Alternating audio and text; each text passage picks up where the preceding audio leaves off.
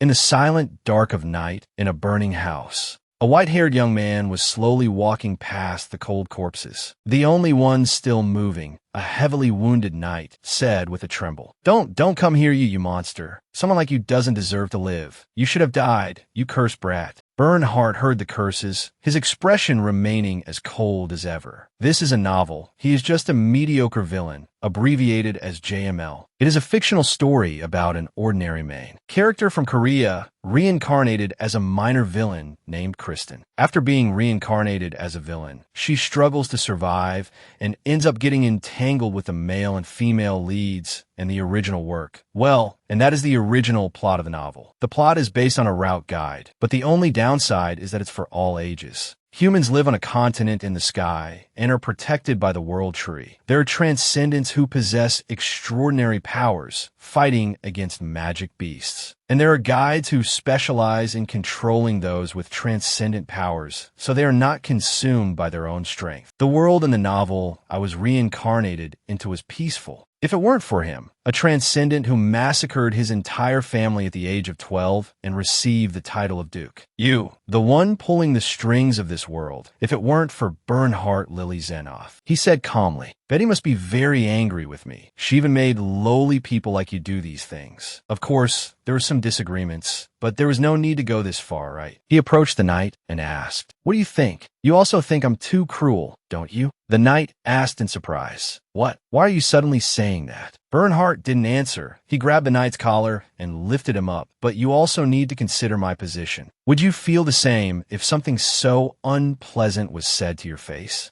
She says other guys are cool and handsome, but why is it that she only dislikes me? He turned back, his voice strained as he asked, Didn't she also praise you all as cool?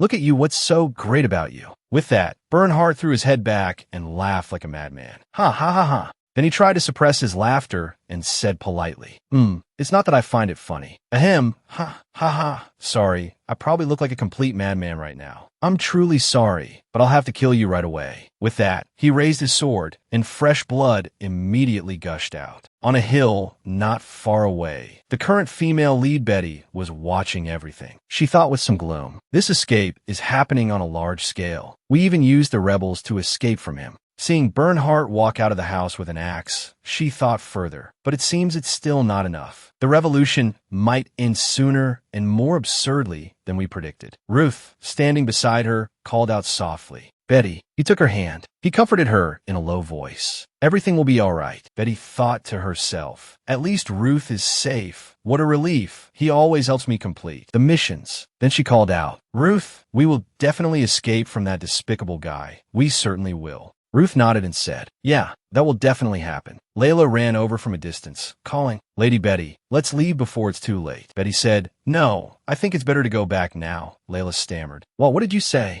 Betty said, gratefully, Thank you for coming to such a faraway place. Please send my thanks to the princess. Layla asked in a panic. Lady Betty, no, my lady, are you planning to go back there alone? Going to the mansion is too dangerous. Betty thought to herself, Even if I get caught like this, I'll still be safe because the Duke can't kill me. But what about the others? I'm not doing this because I'm kind or righteous. In fact, it's the complete opposite. Even if I survive here alone, how can I stretch my legs and sleep well at night? I want to live a normal life, not be haunted by nightmares. After thinking, Betty glanced and said, If the Duke suppresses the rebellion, he will surely give chase, and he won't spare those who took his guide. Are you sure you won't be caught? Hearing this, Layla also broke into a sweat. Betty thought again. The Duke just wiped out the entire village gate guard team. Escaping with 2 children while avoiding that monster is almost impossible. Layla, the reliable assistant sent by the Duke's daughter to help me, must also be aware of this. Though quite hesitant, Layla still said, I can't leave you in place like this. I will take you to the village and we'll part ways there, okay? The 3 of them went to the village, and it wasn't long before they met Bernhardt. He said, It's good to see you again. After leaving like that, have you come back to me?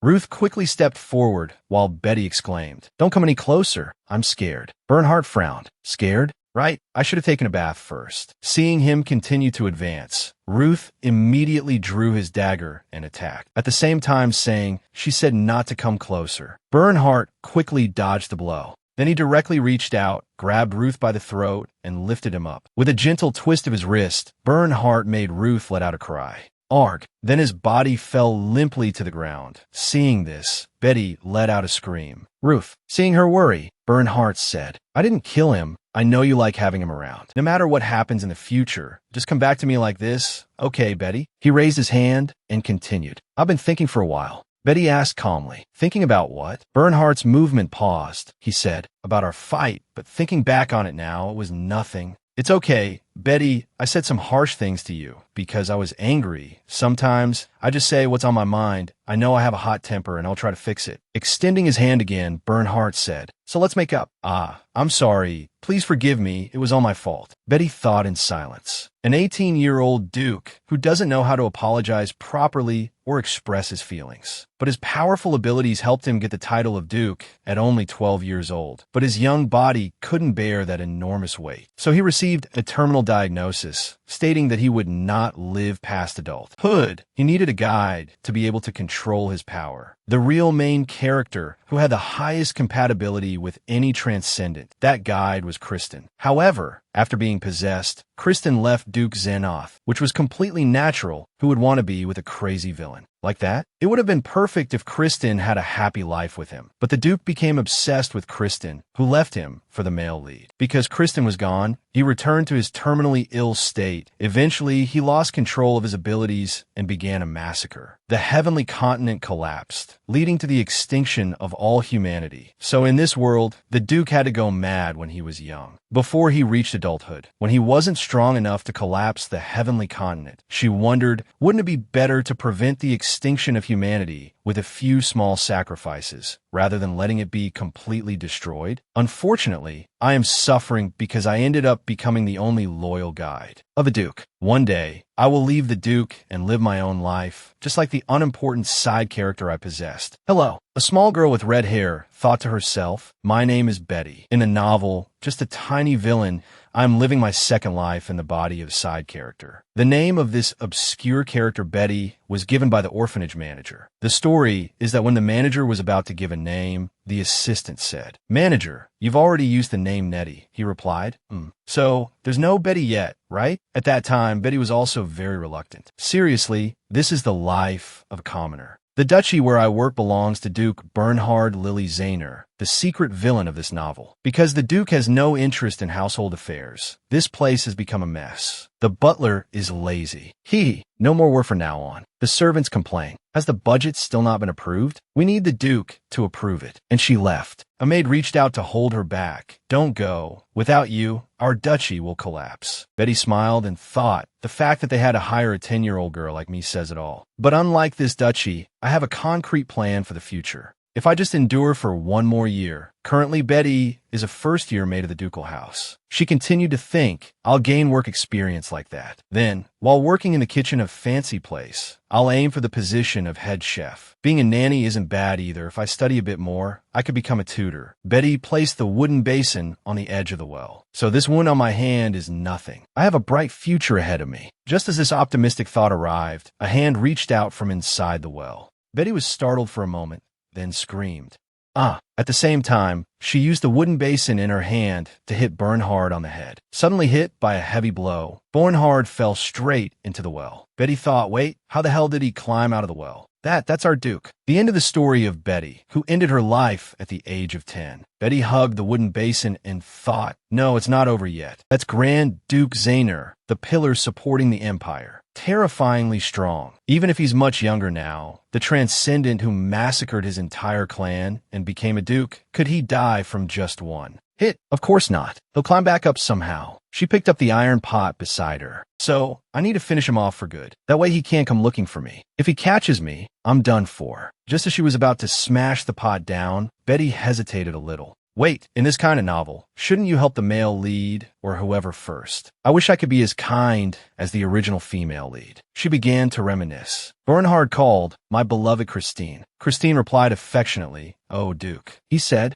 promise me you will never leave me. You said you like me for who I am. That expression, it was almost insane. Betty was silent for a few seconds. Then, without hesitation, she threw the iron pot into the well and thought, it's better to just kill him. After doing it, she immediately turned around. Let's run. Just need to grab the essentials and escape quickly. I need to change my name too, so no one can find me. If I sell the jewelry, I'll be discovered. I should just take cash, right? Just as she grabbed the stack of money, a hand suddenly reached out and grabbed her head. Hey kid, this is inhumane. Bornhard, so angry his veins were popping, asked, how old are you? Betty said in a panic, I'm sorry. At the same time, she thought this is why I should have finished him off for good. What monster? Suppressing her fear, Betty turned her head and said, I just came to get water from the well, but then my hands were too slippery. I didn't know you were down there. Bornhard cut her off. Enough. How old are you? Being lifted up, Betty's eyes widened as she thought, if he finds out the ducal house hired a 10-year-old, he'll go crazy. She stammered, I'm 14. Bernhard asked curiously, 14? And I'm 15. Considering the physical difference, Betty quickly changed it. No, 10. 13. Observing his expression, she lowered it again. 12. 11. Bernhard asked silently, did I tell you to count down? Finally, Betty had to tell the truth. 10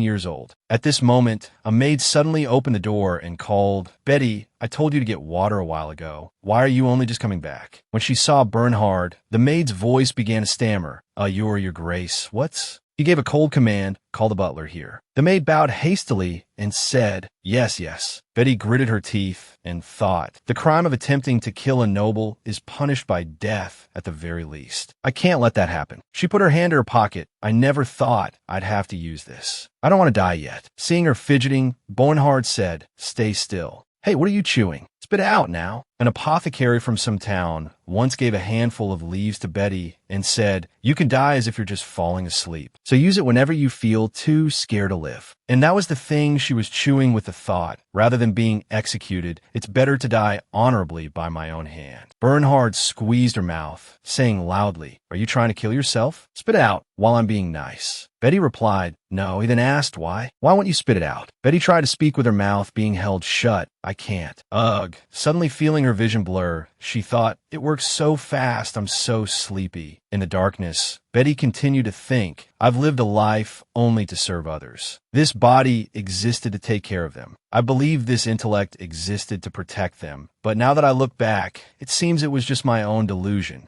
I pray for you that this time you can give up that heavy throne and enjoy a normal life. On the sickbed, Betty let out a groan and then opened her eyes. After sitting up, she thought, another strange dream. I'm still not dead. Is this the VIP room? A red carpet like this is only found in the VIP room. She reached up and touched the bow on her head. What is this? It's obviously the Duke's handiwork. An explosion sounded from outside the window. Betty thought to herself, a gunshot. The sound came from the garden. What the hell is going on? As soon as she looked outside, she was immediately stunned. Outside, Bernhard was holding a gun. Before him, the lazy butler was kneeling on the ground. As if sensing her gaze, Bernhard turned his head and said, isn't that right? Betty gritted her teeth and thought, he's really crazy. He's losing his mind. The door to the room opened, and a maid named and came in, calling softly, Betty, you're awake? Betty asked, and what's going on out there? And quickly gestured, don't speak so loudly. CA, can you possibly go back to sleep in bed? Don't tell anyone I was here, okay? Betty continued to ask, how long have I been asleep? And asked helplessly, is that the problem right now? Let's get out of here quickly before we get caught. Betty asked again, are you trying to hide me from the Duke? At this point, and couldn't hold back and said, don't you see? You're just a lowly orphan. Betty immediately shut her mouth, her mood heavy as she thought, and always calls me that whenever she's in a bad mood. And said again, now be quiet. Betty, can you help me? You're a good kid, right? Betty thought to herself, a good kid? I'm just weak. She asked why me, while thinking, leaving behind such a perfect bait. It's not about being kind.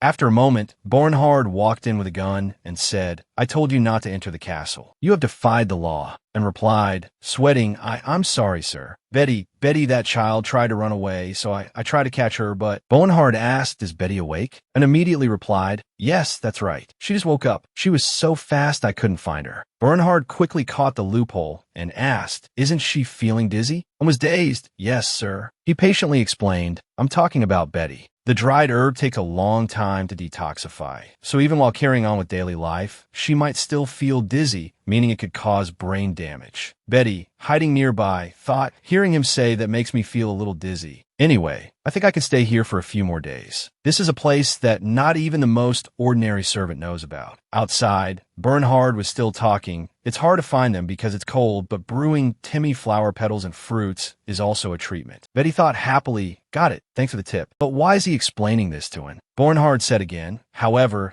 the fastest way is to open her head and check directly. How fortunate. One of my hobbies is medicine. Even an angel with qualifications couldn't do it better than this. The lid of the barrel where Betty was hiding slowly opened. Bernhard's words came through, feed her, let her sleep, and even heal her when she's sick, right? He slung the gun over his shoulder, smiled, and said, found you. Betty thought suspiciously why. Betty remembered. One day, Uncle Bob, a retired warrior, once said, torture is much better than surgery. She listened intently and then thought, that's obvious the medicine of this era. You could say that in the transitional period between the Middle Ages and the modern era, surgical methods were brutal. What's worth mentioning are the difficulties in precision. At that time, the patient would be asked, did you fall while walking? Should I cut it first? The patient would ask bluntly, what? And sterilization and anesthesia were never in their dictionary, because such concepts were only just being established. Just as she thought this, Bernhard pulled back the curtain and asked, have you bathed, kid? Betty jumped and turned to look at him, yes. She told herself, I can't die like this. The surgical instruments were laid out neatly on the table. Betty closed her eyes and thought, since he is a transcendent, nothing I do will be able to affect him. So she slowly sat up. There's nothing more foolish than rushing headfirst into a plan with very little chance. But now is not the time to worry about that. Thinking so, Betty immediately raised her fist. If I close these eyes, I can buy more time. Unexpectedly, before she could do anything, Bernhard grabbed her hand. He asked again. Betty was flustered.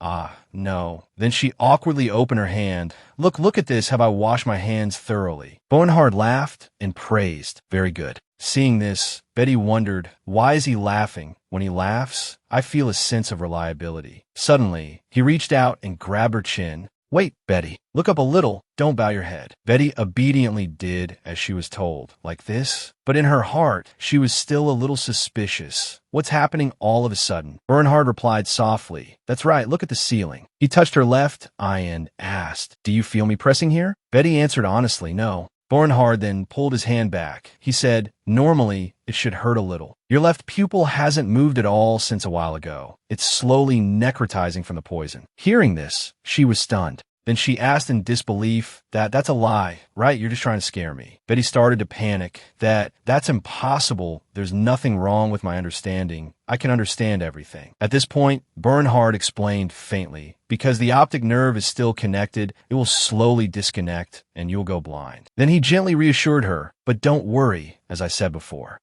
I will perform the surgery myself. Unexpectedly, these words made her even more panicked. Betty screamed, no, you'll use those scissors and with something like skewers, then make small cuts on it, and then you'll pull out bit by bit. Her next words made Bernhard stare blankly. And all of that is just for your amusement. When you get tired of playing, you'll fix it and then cut it out. The atmosphere suddenly went silent. It took a long time before he answered blankly, no, I won't do that. What are you thinking? He carefully explained, I'll just open your head a little, so don't worry. This time it was Betty's turn to be confused. What is he talking about? Then she bowed her head and complained silently. Does he think a 10-year-old like me can endure this? What a terrible thing. Then Betty spoke up, her voice trembling. Do we really have to do this? Bernhard immediately replied, if we delay any longer, the other side will go blind too. Hearing this, Betty burst into tears, but I'm not about to die. I chewed a poisonous herb not long ago with the intention of committing suicide, but when I really thought about death, I didn't want to die that much. She sobbed, I don't want to do it, hick. I don't want to boo-hoo hick, wah. I hate surgery. Only Betty's crying was left in the room, wah. He asked, you hate surgery? She immediately replied, yes. So Bernhard asked again, then in the future, are you going to run away again? Betty sobbed, no, I won't run away anymore. Then he suddenly brought up the old matter. What about hitting me on the head? Hearing that, Betty answered in a small voice, I'm sorry. But in her heart, she was very unconvinced. After saying this, Betty suddenly exclaimed, wait, what is this? Bernhard then teased with a smile. It seems that everything in the world is moved by your sincerity. Then he continued, your left eye is back to normal. She couldn't hold back her emotions, and,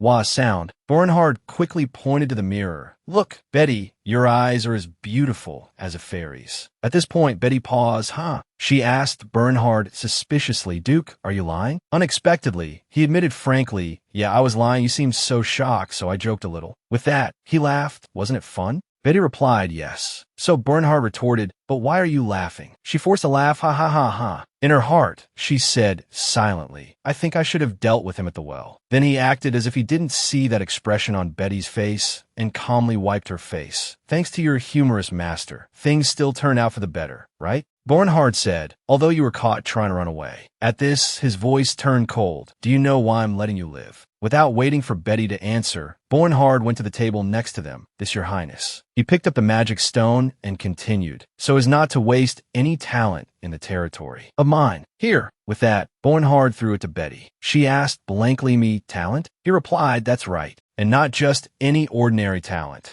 With each of Bernhard's words, the stone emitted brilliant rays of light, truly an invaluable guide. Betty was stunned. She began to ponder a guide who purifies the power of the Supreme Being. They're very rare experts, so, of course, their salaries are also very high, but they have to take on too much risk, except for the ability to purify. They are no different from ordinary people. In principle, their main task is in dangerous situations, they will guide while walking beside the transcendent. Therefore, to become an official guide, one must undergo terrible training and suffer great injuries. Ordinary people don't even think about it. Of course, if you're an S-class guide or higher, the nobles will sponsor you. But just as she thought of this, Bernhard spoke up, cutting her off. Tomorrow I will go to the capital for a thorough checkup. We will leave in the morning, so get ready. Betty nodded obediently. Yes, while thinking to herself, there's no way I'm an S-class guide. And I don't want to get into any more trouble with the Duke. Of course, I acted a little recklessly. Can't I just live a normal life as a servant? Many plot points began to surface again, disturbing Betty's thoughts. She thought, transcendent or whatever, it has nothing to do with me. Come to think of it, today is the day that incident happens. At the coronation ceremony at the royal palace, Duke Xenus will lose his temper because of that person's plan, and Lady Kristen, as the first and most powerful guide, purified his power. After that, Kristen became Duke Xenus's guide. And then, as someone on the villain's side, she caused trouble everywhere and died an absurd death. Just for the main character to possess her body and start doing this and that. That's the plot. Thinking of this, Betty looked in shock at Bernhard's back. The Duke, who should have been at the party in the royal palace. Why is he still here? The next morning, Bernhard looked at the suitcase Betty was carrying and asked, what is that? She replied, it's just luggage. They said to prepare things for the checkup in the capital. Hearing that, he held out his hand and said, let me see.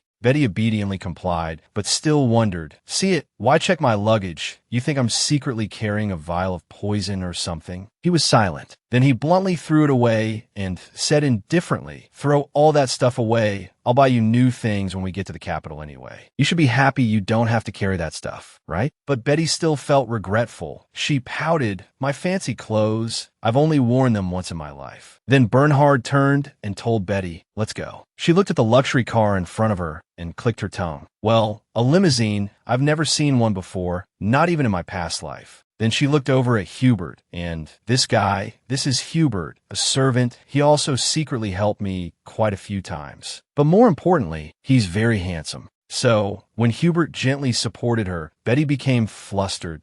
Thank you. Seeing this, Bernhard immediately asked, you like that type of person? You're lucky I didn't kill him last night. These words made her face go blank. Huh? He quickly laughed. Just kidding. You have to laugh. After that, Bernhard acted as if nothing had happened and continued speaking. Besides, no one died last night either. I just scared them, told them to manage their assets better. Hearing this, Betty wondered. So, it's because he was bored that he found an excuse to play his hunting game? Then he suddenly asked, you know there are dozens of people like him in the capital, right? Betty answered honestly, I don't know. I've never been to the capital. Bernhard replied, you'll find out soon enough. Then neither of them said anything, and she started to think aimlessly again. At this rate, it seems I'll be sponsored by the Duke. Regardless of my class, after being trained, I'll end up under his command one way or another. To be honest, I don't want anything to do with a madman who likes to use guns for fun when he's bored. A 10-year-old boy from a minor branch of the Xenus clan. He participated in the succession race and killed all his relatives except for himself, to inherit the title. In just 2 years, the Duke needed an adult to keep him in line, but by then, he had already crossed a line from which he could not turn back. The more she thought, the more terrified Betty became. I don't think I can change this person, so the best way is to stay away from him for my own good. So she turned to ask Bernhard, Duke, do I really have to go to the Capitol? He didn't answer, but looked puzzled. What are you talking about? If you didn't want to go, why did you get in the carriage? Hearing that, Betty silently blamed Bernhard. You told me to get in the carriage. He asked her, do you know that guides make a lot of money? It's many times more than the money you make washing those dishes with those small hands of yours. Betty hesitated. That's true, but as she said this, Bernhard cut her off. I promise that if you agree to study, I'll make you rich. Don't you want to be rich? Betty replied in a small voice. I do. Hearing that, he immediately asked, then why the long face? But she didn't answer and just looked down. The problem isn't about money. I just don't want to put myself in danger by being a guide. I'd rather be a maid or something like that, like everyone else. But if I say that, the Duke will definitely get angry. Thinking that, Betty hesitated a little before telling him. It's just the Capitol is big and there are so many people. I heard that if you let your guard down, you'll be taken advantage of. After she finished speaking, Bernhard said, are you afraid of that? The unexpected question made Betty freeze. Huh, he said, I didn't expect you to be so timid, Betty. Then how did you have the guts to hit my head and run away before? She stared blankly at Bernhard. From the Duke's perspective, I must have looked very brave. But from my perspective, what I did was just to save my own life. Then he suddenly held out his hand and asked Betty, want to hold my hand? She was confused. Huh, does he really think holding hands will solve the situation? Seeing her hesitate, Bernhard said gently, but if our Betty is scared, I should at least do something, right? Betty replied gloomily, yes. In the end, she still chose to try holding his hand. I really do feel calmer. I can feel something when I'm near a transcendent person like him, as if a cool breeze is flowing through my body. Looking at the person in front of her, Betty quietly exclaimed, so this is the feeling of being purified. It's amazing. Thinking back now, a transcendent like the Duke of House Zenus must have more than 2 guides. For example, the male lead in this novel, Duke Gladius, who also supports the Empire like House Zenus, has more than 10 private guides. All of them are top talents from prestigious families. Zenus probably has guides of the same level, but lately, I haven't seen anyone by his side. Just as she thought of this, Betty was surprised. What is this? She quietly called out to Bernhard. Duke, after I graduate from school, will I become your guide? The Duke's guide. He nodded immediately. That's right. I'm letting you study there for free, so just endure it for 10 years and graduate. After working for me for a year, your market value will surely skyrocket. After hearing that, Betty became curious. Oh, so where are all you guides? Bernhard said, currently, there are none. This answer shocked her. WHY? He replied nonchalantly, because they all died. I went crazy a few days ago. Hearing this, Betty frowned. A 100% mortality rate. You must be kidding me. Bernhard continued to speak. No guide has survived past 6 months. I don't know why either. This made her feel confused. Is he crazy? Forget about things like the Capitol. Right now, I just want to open the car door and jump out of here. A few days later, at the Duke's mansion in the Capitol, Betty knocked on the door and called out, Duke, may I come in? Looking at Bernhard sitting in front of her, she said, you summoned me. He rested his chin on his hand and asked, why aren't you wearing the clothes I bought you? Not expecting him to ask that, Betty was flustered. Actually, it's because I thought it was too beautiful. But in reality, she was thinking, maybe I'll sell it. Unexpectedly, he saw right through her thoughts. You were planning to secretly sell it, weren't you? Dream on. Just pick any outfit and go change. After speaking, he pressed the bell on the table. Lucy quickly appeared from behind. Yes, Your Grace. Bernhard ordered. Help her change. She replied respectfully, yes, Your Grace. Meanwhile, Betty silently assessed from the side. The servants in the Capitol are much more disciplined, much better than the mess at the old place. Among them, Lucy is a high-ranking servant who directly serves the Duke. She followed Lucy, feeling a sense of admiration in her heart. My dream is to be like Lucy. So professional and cool too. After that, Lucy seriously carried out her task. She untangled my hair, then changed my clothes with amazing skill all in just 26 minutes. After bringing Betty back to the study, Bernhard waved his hand and said, "You may go." Cynthia, hearing that, she admired Lucy even more. Even if that guy couldn't remember her name, she remained unfazed. She truly is a perfect servant. She must be earning 50 gold pieces a year, that's for sure. Waiting for Lucy to leave, he continued, "Besides the clothes, I'm considering submitting your school application early." As soon as he finished, Betty was shocked. "What? You haven't submitted the application yet? I thought you already did." But Bernhard was very calm. He asked back, "Why the hurry? They'll provide you with food and lodging there until the guide exam takes place anyway. Don't you like that?" Exposed by him, she immediately put on a flattering act. "Of course not. Duke, you're the best." At that, Bernhard immediately replied cheerfully, "That's what I like to hear. Anyway, is your only name Betty? If there's nothing else, I'll write that down." As soon as this was mentioned, Betty froze.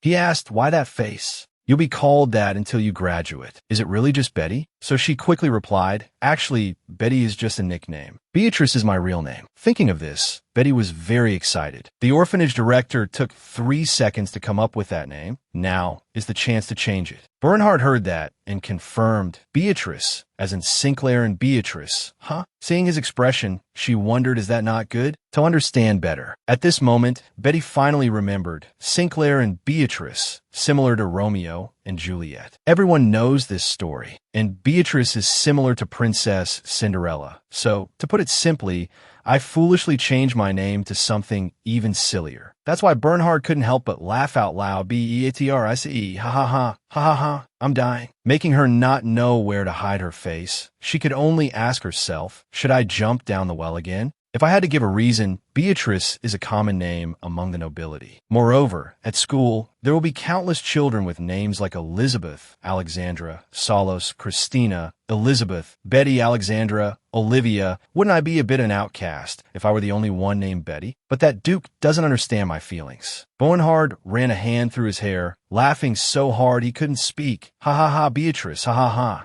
He tried to suppress his laughter, his voice trembling as he spoke to Betty, making her face darken. "If you want to change it, then do it. I mean, it's your name. So anyway." After laughing so hard he fell out of his chair, Bernhard finally said seriously, "If Lady Beatrice wants to change it, then we should change it, shouldn't we?" This made her so mad she yelled, "Ugh, forget it. I'll just stick with the name Betty." Sweet raspberry cakes were displayed in a sparkling glass case. Many sweets were also laid out on the dining table. Someone's voice asked, "You seem satisfied?" Bernhard sat next to Betty, smiling brightly as he called out, "My precious Lady Beatrice." She held a piece of cake to her mouth, but couldn't eat it, thinking, "Look how excited he is, dragging me around the capital all day is still not enough." She looked at his solicitous face and wondered, is he going to humiliate me like this now? Oh God. Bernhard, seeing her staring at him, asked caringly, "Why aren't you drinking your tea, Lady Beatrice?" He tried to show his concern. "Or is it not to your noble taste?" Betty lifted the teacup, slurped, and replied with a frown, "No, it's perfect, really." Hearing that, Bernhard patted her head and advised, "Eat some more cookies. When you get to school, you won't be able to eat things like this anymore." Suddenly, the sound of a servant stopping someone outside caught Betty's attention. This place is for invited guests only. She looked towards the door with anxious and curious eyes, thinking, who wants to come in? This is a private room. They shouldn't be allowed, right? Bernhard, on the contrary, was not surprised and even gave an order, "It's fine, let them in." The servant, hearing this, followed the order in confusion. "Yes, your grace." Next, the footsteps of a noble lady entered. A brown-haired young woman entered the room and said, Duke. She asked Bernhard worriedly, "I heard you were a little unwell on the day of the coronation." The true female lead of the devil's scheme, Lady Christine of the Count's family. Betty was a bit dazed seeing Christine's appearance. As expected, the main characters stand out right from start. Christine continued to speak with Bernhard. "I was very surprised to see you in that newspaper." This sentence alone surprised Betty. She looked at Christine's worried expression and pondered, wasn't Christine at the coronation? That means no one could control the Duke's rage that day. So the Duke somehow managed to control his power and ended up appearing at the well in the mansion's backyard. In any case, the conclusion is someone has messed with the original plot and ruined my life in the process. Seeing Bernhard not answering, Christine stubbornly pressed on, "Are are you feeling better now? He gently put his arm around Betty's shoulder and boasted about her, causing her to spit out her tea, as you can see. Plus, I have a guide now, so don't worry. Hearing that, Christine turned to look at Betty and said, "Oh, you're talking about that child?" Being stared at by the main character scared Betty. "Don't look at me like that. It's really uncomfortable." Bernhard, despite her looking down in fear, continued to praise her. She hasn't been properly trained yet, but she's a guide with a lot of potential. Christine, though still doubtful, chose to believe his words. "Oh, I see." Next, Christine came forward with a smile to greet Betty. "It's a pleasure to meet you. I'm Christine from the house of Count Marcana." Betty politely replied in kind, "It's an honor to meet you. I'm Betty, under the patronage of Duke Zenas." Betty, with her friendliness, communicated enthusiastically. "I just arrived in the capital for a thorough examination, so I'm quite disoriented." Innocent Betty mode. Christine, seeing this, replied, gently though her eyes had darkened, "Ah, is that so?" In her mind, she thought the Christine before I possessed her was a complete villain. No matter who stood by the Duke's side, she didn't like it. Suddenly Christine spoke, surprising Bernhard. "I need to reconsider myself." Then she presented him with a bouquet of flowers, saying, "It won't help much, but I think you should take it. I heard that white hyacinth flowers can help with purification quite well. In emergencies where transcendence cannot receive guidance, they often use white hyacinth extract. Duke Zenas is the same. Her consideration in choosing this is clear. She must really want to get on Duke Zenas' good side." But the Duke was not one to appreciate such efforts. At the beginning of the Devil's scheme, he appeared as the second male lead, due to his immense but unstable power. No guide could purify him, so unless he could find a guide with a compatibility rate of 95%, he was diagnosed with a severe condition that could kill him before adulthood. That's when he met Christine, an S-class guide who could surpass a 95% compatibility rate with any transcendent. A special person worthy of the main character, quote, everyone's partner, quote. And the Duke used this partner as a tool for thorough purification. And not only that, this person is a womanizer with a terrible personality, and eventually became obsessive. After possessing Christine, obviously, she left the Duke, and he was stripped of his position as a main character. After that, Zenas, instead of regretting his position as the second male lead, completely became a villain, went mad, and destroyed the sky of the continent. The thing protected by the World Tree and the human race living on it were also annihilated. It was truly an unexpected ending. The readers were extremely shocked and outraged. Betty suddenly thought about the story's ending. Actually, I like sad endings with lingering emotions. Suddenly, another voice was heard from outside. "Wait a minute, Christine. I was wondering where you ran off to right after getting out of the carriage." A girl who looked somewhat like Christine appeared from behind the door and lectured her. "I told you not to act rashly. You know, please forgive her. Your Grace, my sister has a tendency." Ielena Marcana, Christine's older sister. She's about 16 years old this year. Then she bowed formally in greeting. "It is an honor to meet you, Duke Zenas. I am Ielena, the eldest daughter of House Marcana." Bernhard saw this and said with a warm smile, "I remember meeting you at a party. I haven't forgotten." Betty heard this and silently judged. That means he doesn't remember anything nobles like to use at a party as an excuse. Looking at Ielena's indifferent face, she thought, now that I think about it, Ielena was also one of the characters who suffered because of the Duke. Unfortunately, she only seemed to be the Duke's type in terms of appearance, but in the end, he didn't even remember who Ielena was. So, the Duke played around with someone whose name he didn't even know? He's such a jerk. Suddenly, Ielena's friends looked into the room and exclaimed, "Ielena, what are you doing here? Oh my, the Duke, is the Duke here?" As all the young ladies flooded in, Betty thought in frustration, seriously, is this a private room or a public gathering place? The gray-haired girl walked past Ielena and approached Bernhard to introduce herself. "I am Adele, Ielena's friend. Since I couldn't find my dear friend, I asked around for her." "Are you well, Duke?" Seeing too many people here, he called for a servant. "Sion, are you outside? Take Betty and play with her." Then he turned to instruct Betty, "If you want anything while wandering around, just tell Sion." Betty looked at him dejectedly and replied, "Yes, yes." In her head, she thought, "So, you're going to send me away to entertain those noble ladies alone, huh? And your servant's name isn't Sion, it's Anton. You idiot, try to remember that." I wonder if that person, the one who changed the original plot, thought the same thing. Or not. The Duke is an irredeemable monster and will eventually become the most evil villain who destroys the world. Is that why they prevented him from meeting Christine at the coronation?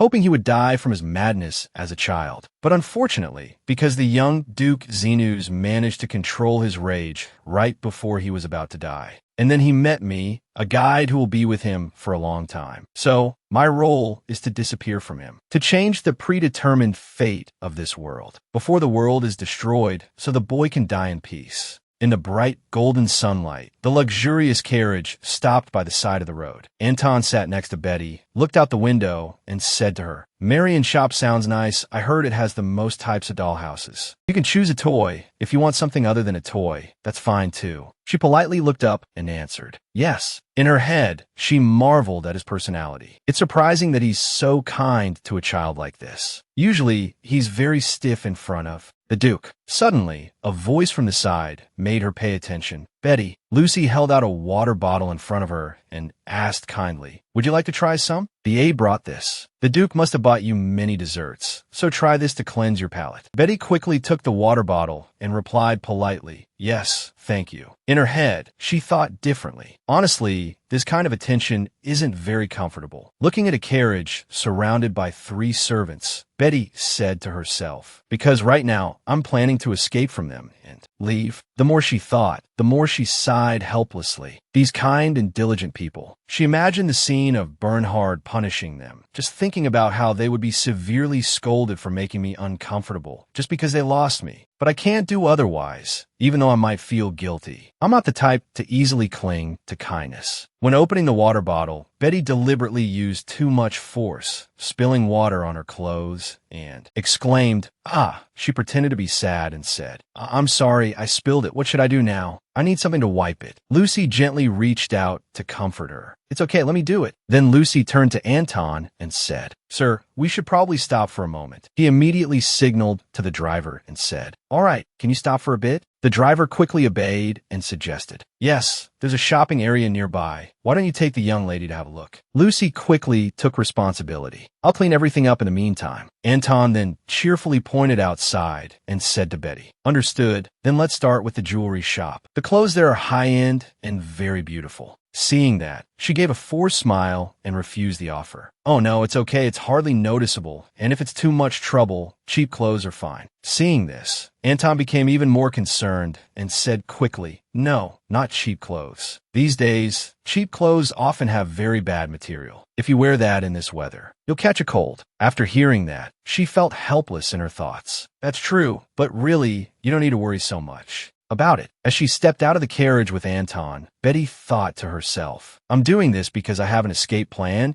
It makes me feel so guilty even though there's no reason to." Scene changed to a luxurious clothing store. On the table, next to the teacups, there was a dress design book. Someone asked, "Is this enough?" The shop owner asked warmly, "Is there anything else you'd like to see? We've just got new dresses for the year-end party season." Betty held the book, handed it back to her, and said cheerfully, "Ah, they're really beautiful, but today I need an outfit urgently. So it's okay. I'll definitely come back next time." The shop owner, seeing this, took back the book and replied, "Yes, in that case, I'll prepare a suitable outfit for you when you return." The shop owner hugged the book and turned away. "For now, I'll show you what you've ordered. Please wait a moment." But suddenly Betty hesitated and called out, Excuse me, but could you tell me where the restroom is?" In her thoughts, this is the polite way to ask for the restroom. The shop owner immediately beamed and came over to reply, "Oh my, I'll show you the way, miss." Betty quickly recognized her expression. Her face is clearly showing that she thinks I look adorable, hee. An image of the shop owner as a babysitter appeared in Betty's mind, and she thought, besides that, this place mainly caters to children. So, they're all very kind to me. Thanks to that, it will be easy for me to slip away. Suddenly, the shop owner pointed at Anton and reminded him, "Sir, please wait here. The young lady needs some private time." Seeing that, he had no choice but to agree. Okay." As soon as she left, Betty thought guiltily, "I'm so sorry, Anton." After entering the room and locking the door, she also silently apologized to the shop owner and the beautiful, kind ladies. Betty used the cabinet there to climb onto the windowsill. She rested her arms on the sill, thinking pensively, "But there's nothing else I can do. Then Betty decisively jumped down with determination. It's for the peace and safety of this world. She squeezed her eyes shut in fear, but it seemed Betty had fallen on something. Ugh! It turned out she had landed on a boy, making him cry out. If you jump from there, you'll definitely get hurt. She looked at the boy and said, I know. He was still lying flat on the ground and asked, Are you hurt? Betty calmly stood up and replied, No, I'm fine, thank you. The boy replied wearily, You're welcome. Then Betty helped him up and asked kindly, What's your name? The boy answered in surprise, Me? Ayuz, I'm 10 years old. Hearing that, Betty stared at Ayuz, wondering in her head, We're the same age, but why is he so tall? The more she looked at him, the more confused she became. Don't tell me I'm the only one cursed not to grow. Why is he so tall? Suddenly, Ayuz's question made her dazed. Are you rich? Betty immediately understood why Ayuz asked that. He must be mistaken because of my clothes, which makes sense anyway. She wondered what to do. What should I do? Should I pretend to be rich? Ayuz also mumbled with hesitation. Should I do this to her? Then he still decided to give her a card, saying, Here, take it. Ayuz's next sentence stunned her. If you need to kill someone, just let me know. Ayuz said these sensitive words with the expression of a multi-level marketer. I'll kill anyone without needing to choose a target. An exclusive murder service. Unbeatable service. No target limit. Unbeatable service. 6 months. Thank you. Extract venom from teeth. Can commit suicide quickly, so no worries about being traced. While Betty was completely shocked, Ayuz continued to ramble on about his service. For locations outside the capital, travel costs are included, but if I don't complete the job within a week, I'll refund the full amount. Although this is a bit concerning, a world with no child rights is clearly something else. Ayuz even thoughtfully added more information for her. If you feel uncomfortable because I'm a child, you don't need to worry about that. He confidently pointed to himself and said, More dangerous jobs are handled by older people. I just do the errands. Betty heard this and thought doubtfully. What kind of errands? Taking a human head for a walk? Then she finally had to admit, But I'm not rich. Ayuz, not quite believing it, replied, Oh, really? Then why are you wearing such nice clothes? Betty had to scratch her cheek and stammer. Well, it's a long story, to put it simply. After a moment of hesitation, she pointed up and said, I stole them from that shop, and I'm on the run. Ayuz couldn't believe his eyes. What? Then he grabbed her hand and started running, saying, Then we can't just stand here. As they ran, Ayuz turned back to ask her, Are you planning to keep those clothes? Betty lied without blinking. No, I'm scared. I just want to throw it away somewhere. Ayuz quickly offered a solution. Great, let's swap clothes with another kid. If you give them a little money, they'll do it. Betty said again, I don't have any money. Ayuz comforted her and paved the way. It's okay, I have a lot of money. I earned 60 coins last year from working hard. A thought appeared in Betty's mind. So he earns more than Lucy, the servant at the Duke's house. Looking at Ayuz, Betty was inwardly stunned. He earns that much just from delivering heads? On the outside, she smiled and praised, Oh my, that's amazing, you're so rich. Suddenly Ayuz asked Betty a question. Do you like rich people? She answered decisively, Yes.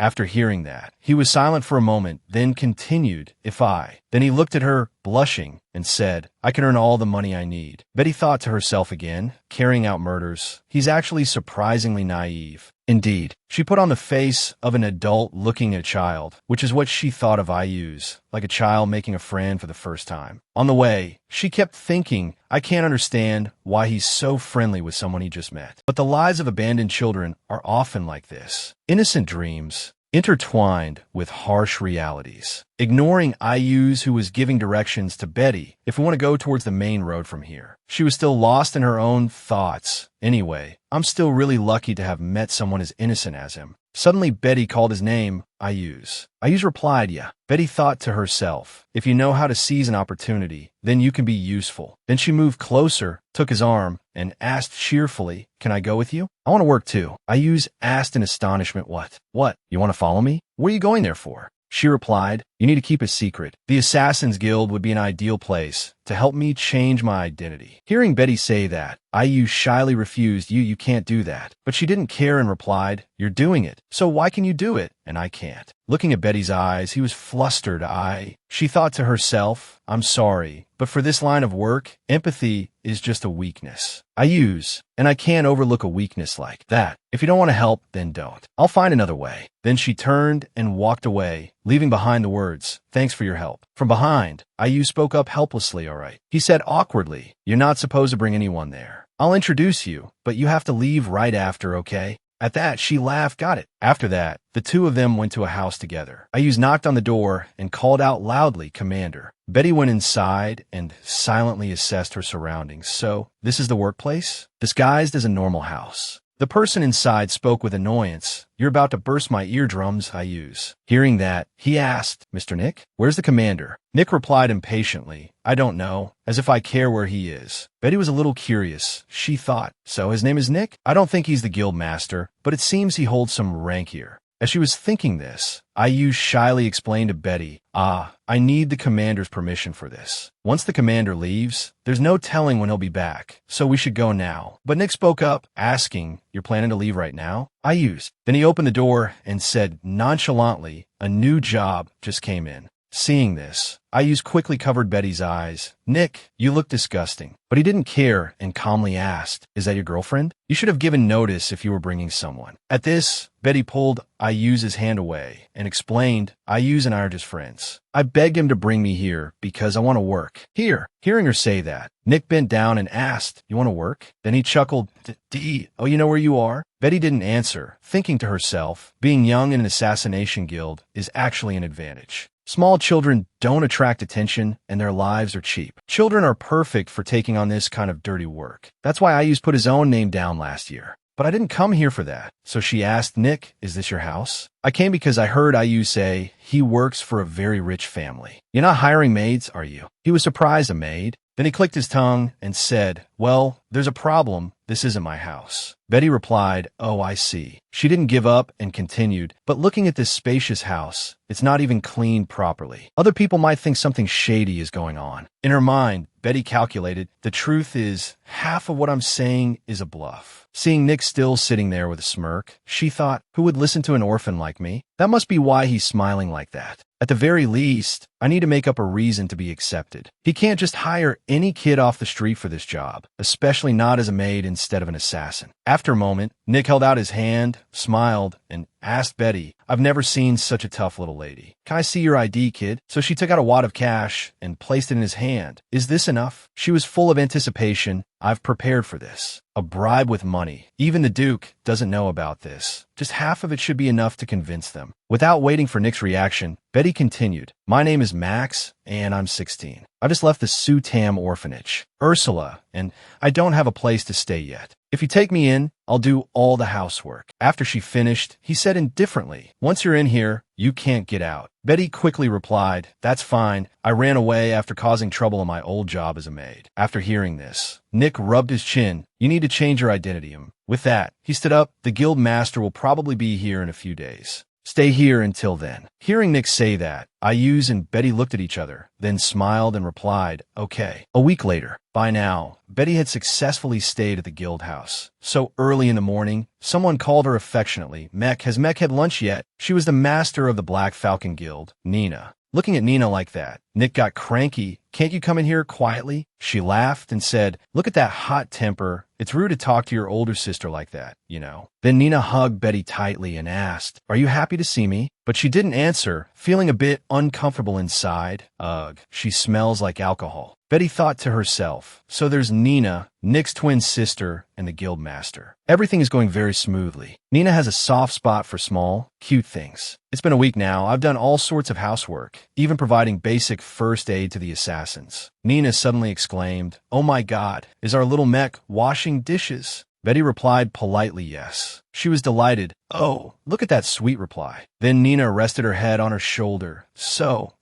touching. Seeing this, Nick worried, what's wrong with her? Unexpectedly, she burst into tears. "This little girl, she must be a gift sent to us. Look at the chaotic life you've had to live." Hearing this, Nick held his forehead in exasperation. "Are you crazy? What are you crying like that for?" Then he pulled Nina away, constantly nagging, "If you're drunk, go wash your feet and go to bed. And don't bother the kid anymore." She then wailed, "When did I ever bother her?" After they left, Ayuz ran over and asked, "Are you still washing dishes?" "Here, give them to me, I'll do it." But Betty laughed teasingly, "You don't even know how to wash them." Hearing that, he puffed out his chest, "Yes, I do." So she compromised, "All right." After saying that, Betty stood aside to observe, "Let's see how well you do." Then she watched him intently. Ayuz picked up a plate, flustered, and asked, "What's this stain?" Betty replied, "This one, well, it's the only one like that." He heard that and was suspicious. "Really?" Just then, Nick suddenly returned, startling them both. "What are you two doing?" he asked, playing house. But Betty didn't answer and glared at him, feeling extremely annoyed inside. Ugh, these assassins. They always appear out of nowhere next to me. I should get used to it from now on. Then Nick continued, "Come on, how long are you kids going to stay here?" With that, he washed the dishes himself, splashing water everywhere. Betty grumbled, "If someone saw this, they'd think I wet the house." But Nick just laughed and replied, "Well, at least it's clean now." Then he turned to Ayuz and asked, "Weren't you going to visit your sister today?" He nodded. "Yes, I was planning to go soon. She said she's out of butter, so I need to bring some more." After saying that, Ayuz turned to Betty and said, "Mech, you should go to bed. I'll take care of the rest." But she was still worried and asked again, "Are you really going to do it for me?" Looking at the puddle of water on the floor, Betty continued, "If the floor gets wet, everything will rot." Unexpectedly, Nick replied indifferently, "It's fine. We can just replace it." So Betty had to go back to her room as they wished. She thought, to be honest, they're good people. If they can still be kind in this environment, they must be decent people. Then Betty stood still, thinking with some sympathy. In this story, they are even more pitiful than me. Assassins like them usually exist just to highlight the main character's strength. That's their usual path. And what's more, thinking this, Betty gradually drifted off to sleep. Anyway, no matter how good they are, I can't stay here forever. I'll stay for a year, then go back into hiding. There's no telling when that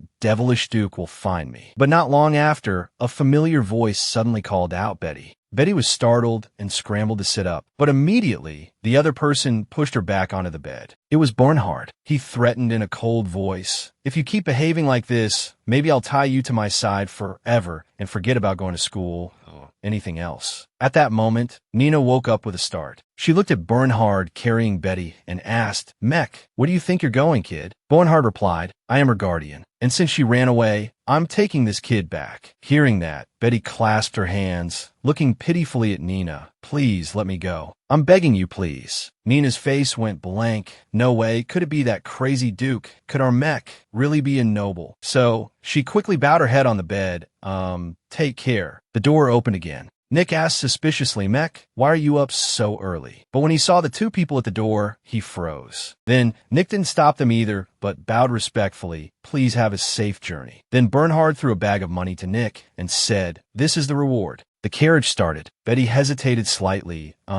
What about Lucy and Anton? The ones who were with me, what happened to them? But Bernhard asked back coldly, "Why should you care? Do you think I'm some homicidal maniac who kills people when things don't go my way?" Hearing him say that, she frowned and thought to herself, "Aren't you exactly like that?" Then she heard Bernhard answer, "I didn't do anything. They're all fine." So she breathed a sigh of relief. "Oh God, thank goodness. I almost thought I wouldn't be able to sleep at night." At this moment, he spoke again. "Do you have any idea how much I suffered this past week because of you? I had to turn the entire capital upside down. I gave you a place to study, raised you, protected you. What in the world is your problem?" At this point, Bernhard's voice deepened. "Until you finish your exam, you will not set foot outside, not even once." Hearing him say that, Betty was stunned. "What?" He said, "You disappeared the moment I took my eyes off you for a second." She still didn't answer, but in her heart, she was constantly rebelling. Kids always disappear the moment you're not paying attention to them, she thought. And of course, in terms of rank, this Duke can be considered my superior. But it's just a purely contractual relationship. That doesn't mean I actually belong to him. Did I ever ask to be his guide? Do I remember him raising and protecting me? Thinking so, Betty was furious. What kind of noble imprisons a free citizen? Anyway, so she gathered all her courage to resist. No. Bernhard was incredulous. What was that? Betty glared and shouted, I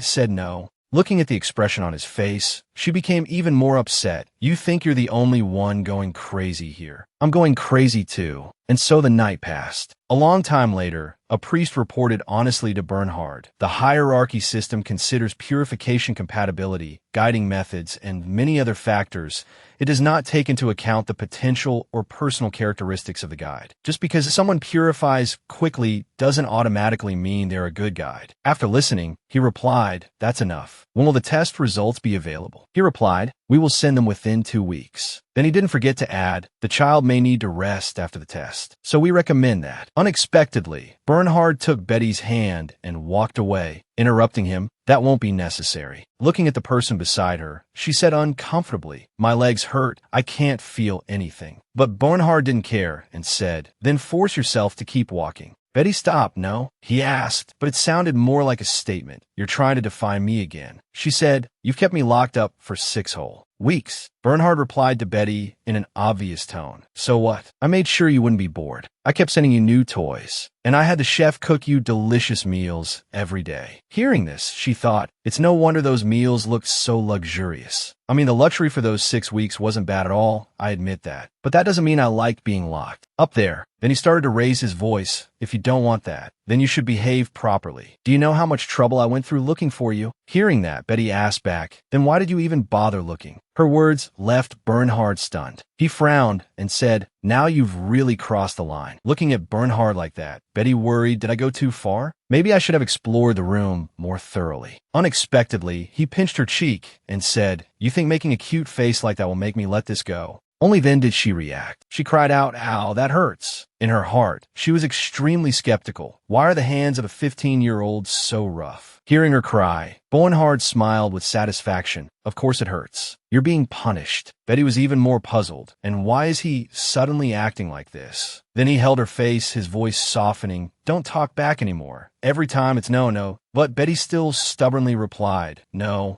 Just then, a voice suddenly rang out, "Stop it." The person grabbed Bernhard's hand and said, "It's clear the girl doesn't want it." This was Erhard Ignia Gladio. In The Great Downfalls, he was supposed to end up with the main character, Kristen. Erhard, the second Duke, suddenly interrupted. Bernhard replied with great annoyance, "Of course, she doesn't like it, but she's being punished. How can she enjoy it?" So Erhard replied, "We are in a sacred space. Show some respect for your position." As soon as the words were out, Bernhard burst out laughing. "Oh, right, my position." He continued with a scornful look, "You're just a child with no title, and you dare speak to me like that. I almost forgot who I was." To clarify, to be more precise, second Duke isn't even a title. It just refers to the child of a noble, not an actual noble rank, just a term of respect within the aristocracy. Plus, in the aristocracy, you can't speak to someone of higher status unless they speak first. So, Erhard quickly bowed his head and admitted his fault. "I apologize for breaking the rules." But his attitude was still somewhat defiant as he continued. "Witnessing an injustice against a child made me feel uncomfortable. I did not speak up in time." Hearing these words, Betty looked alarmed. Now this is real backtalk. Those were just childish actions.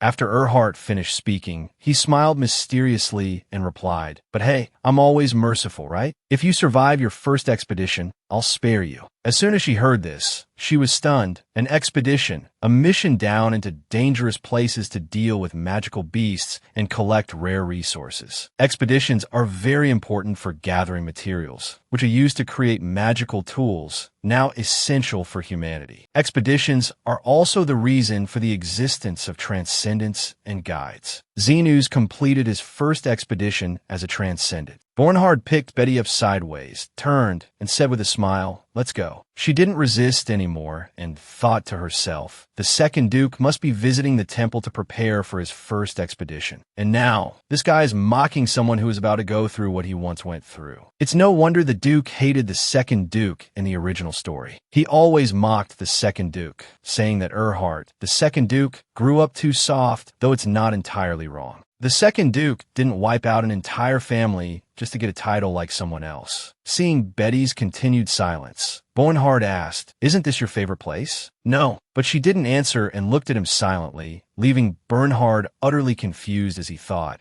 "But this is the exact place we came last time. You even ordered the exact same thing. Isn't this your favorite spot?" Looking at the person dozing off beside her, Betty thought to herself, "The Duke continues to take me to ballet performances, and buys me toys, and treats me to fancy dinners at expensive restaurants. It's like we're back to 6 weeks ago." As night fell, the two of them got in the car to go back. Betty, exhausted, fell asleep. Bernhard looked at her silently and remembered, at that time, The girl who had switched clothes with Betty had told him in a panic. I swear I didn't know. She asked me to switch clothes with her, so I did. Where she went after that, I really don't know. At that moment, Bonhard was furious. He thought, even during my first expedition, when everything seemed bleak and terrifying, I never felt this helpless. After turning the entire capital upside down and finally finding the kid, it turns out that kid was being pampered like a princess in an assassin's guild. Remembering this, he smiled unconsciously. That little thing, playing me for a fool. It's ridiculous, isn't it, Betty? Early in the morning, a voice called out Betty. Before her eyes, Lucy said, I'm glad you're safe. Anton also said, you must have been very scared last night because you got lost, right? Lucy continued, I know it's difficult for you to have to return to the capital so quickly, but Anton added, we'll help you. Under their kindness, Betty thought guiltily, I feel bad for leaving them and running away, so I tried to avoid them. But they think my disappearance was their fault. I didn't expect them to come see me like this. I have no reason to refuse an apology